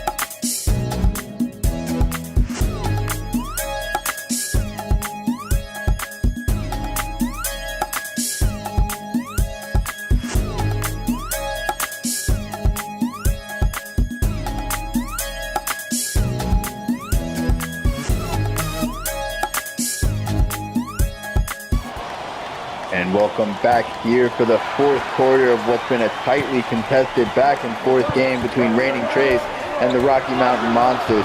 Rocky Mountain's going to start off with a 3-point lead, and I've really been impressed with what I've seen from Jason Crosser tonight. Yos, what's your take on that young man tonight? Absolutely impressed myself. 14 points. Not where I like to see him on the glass, but that last play of the last quarter is exactly what will drive a coach and myself insane and make me say some of the things that I said behind the scenes about him last season, man. Japheth just going right at Justin Bill, says, I'm going to see if you can play defense. But that shot that he took with Dink Pate guarding him, he was probably about 8 feet out, and he decided to fade away from the basket as opposed to moving into his defender, going through him, giving him a high elbow and finishing at the rim. It makes me livid. It makes me livid. I don't think I'm not like everybody else on these calls. Sees, oh, you got to just turn and dunk on him. Maybe he's not. He's, he looks, he's a little frail, but at least move towards the basket. For the love of God, don't fade away. I mean, I couldn't agree more. When I see big men fade away on a smaller matchup, it actually makes me furious. And I've gotten into my rants before. I'm trying to stay away from them this season. But yes, I'm on the same page as you with that one. That shot selection surprised me. One of the reasons that I don't like what I believe to be one of your favorite players on one of my favorite teams, I am a big-time Bam Adebayo fan. Big block by Ethan Alexander. But Mr. Game Winner there, Zane Davis. I'm a Bam Adebayo fan, but I hate the fact that when the Miami Heat will run that high screen and roll with Jimmy Buckets or whoever else they run it with, he will catch that off the screen, and instead of going all the way to the rim for the finish, he'll just take that little floater that he takes. Yes, that may be his perfected craft, but damn it, there's a rim and it could roll out. Just throw that thing down, man. I hate it. I hate it. And that's a big guy and he's athletic. You would think he would do that, but, each their own. And Rocky Mountain has gone on a little run here, taking an 8-point lead here in the fourth quarter real quick. Dustin Bell's going to hoist the shot, can't get it to go. There's Jay Hendricks with the rebound, bringing it down. See if Braining Trades has an answer for this run the Rocky Monsters have been on. Oh, that is a beautiful pass and seal by Travion Sherwood. Remember that he's 6'11". They have a few guys on this team, excuse me, they have to realize just how big they are. Great pass from Jafet Towns, too, by the way. He does it all, man. He really can do a lot more than people think. Last year he was known just as a scorer, but I'm telling you, ring your bell. That guy, Ethan Alexander, has a family. Can't be doing that to him. And with that, Rocky Mountain Monsters with an 8-point lead, we're going to take a quick break.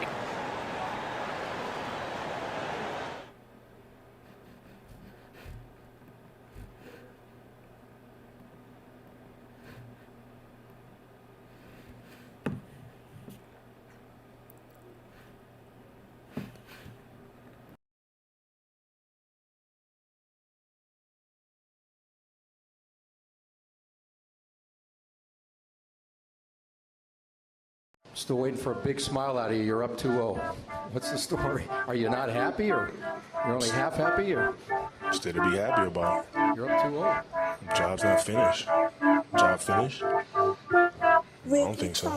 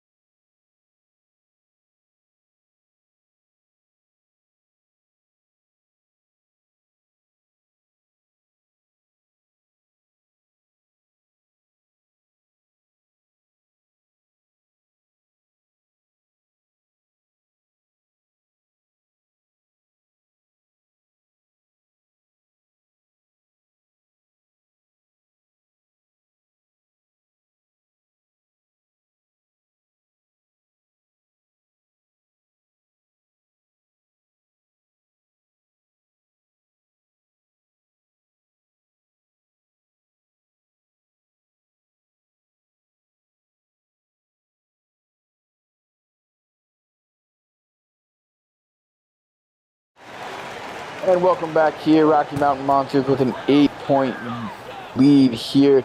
And Yells, I don't know if you saw this news from around SimWorld Prep. Gotham 5 loses again by 15 to Heartland Zombie Stars, and they are struggling to start the season. Oh, that's a good pass. Before I talk about it, that's a beautiful pass. You got to knock that down, Mr. King. Yeah, Coach Mula came in with the right energy. We actually had him on SimWorld today, and he was a lot of great talk. Seemed like he had the right things in place. Don't know what's going on in that locker room, or what all's being said, but he had a lot to say prior. Certainly would love to hear from him now. They got dog walked. That they did. That's one way to put it. And Rocky Mountain trying to dog walk Reigning Trays here in this fourth quarter. It's been a tight game all game. This is the biggest lead we've seen. Pass to Lucas Banks, and that's the first double-digit lead we're going to have all night as Rocky Mountain Monsters go up 78 to 68. And this is a high-scoring affair we've got here, too. Siege, is it crazy that I don't feel like Rocky Mountain has ran away with this game? I don't even feel as if this game is out of reach, or that it doesn't feel like a 10-point lead. And right as I say that, it just feels like, well. That's because it's not a 10-point lead, Yells. It's a 12-point lead. Yeah. They just feel like they've run away with it. Yeah, There's time. It feels like Reigning Trays is just a couple possessions away from being back in this game, but there's a miss there. The window's going to be closing here if they don't get some stops and get some buckets. Got to take smart shots here on the offensive side for Reigning Trays. Run your sets, get your guys open, see if they can hit the shots. Yeah, I think you get this ball. That's not the shot you want when you're trying to get back into a game. That's the shot you take when you're up 12, not when you're down 12. Yep, it's not going to go well. I think Pate's got the ball guarded by Japheth Towns. He's going to go to the rim. He's going to get fouled by Brandon Crawford on his way to the rim. That's going to be a side out here for Rocky Mountain Monsters.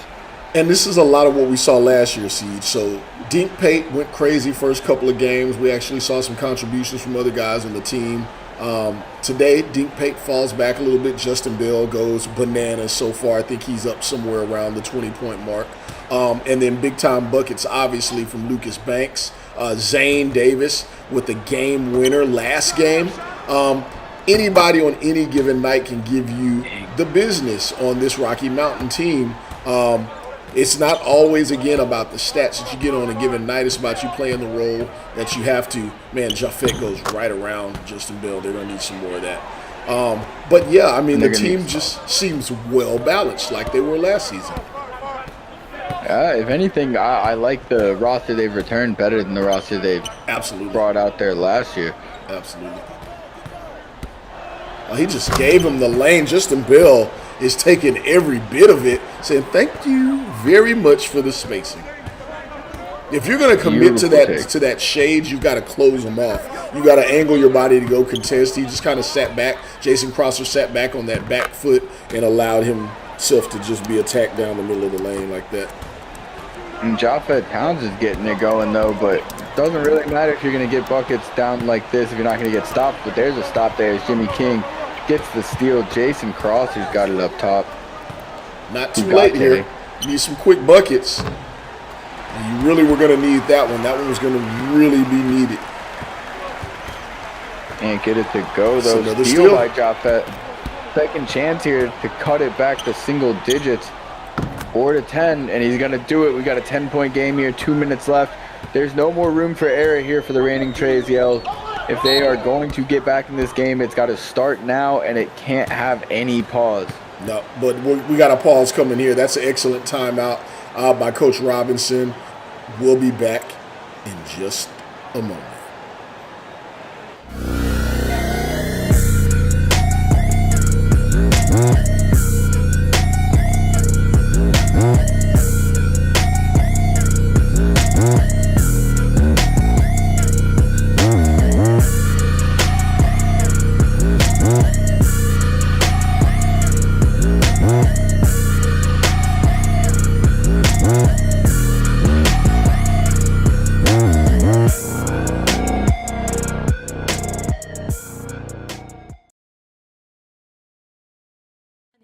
I've invited Pedro over. Pedro, my man! We need to talk about something. Great. Let's talk. What's new, Pedro? Look, Tim, for the past 12 years, Pedro and I have been having an affair. What? I did not see that coming. At all. Pedro Jr., go to your room. Don't make that face. And take that ridiculous shirt off. Daddy loves you. Sorry, what were you talking about?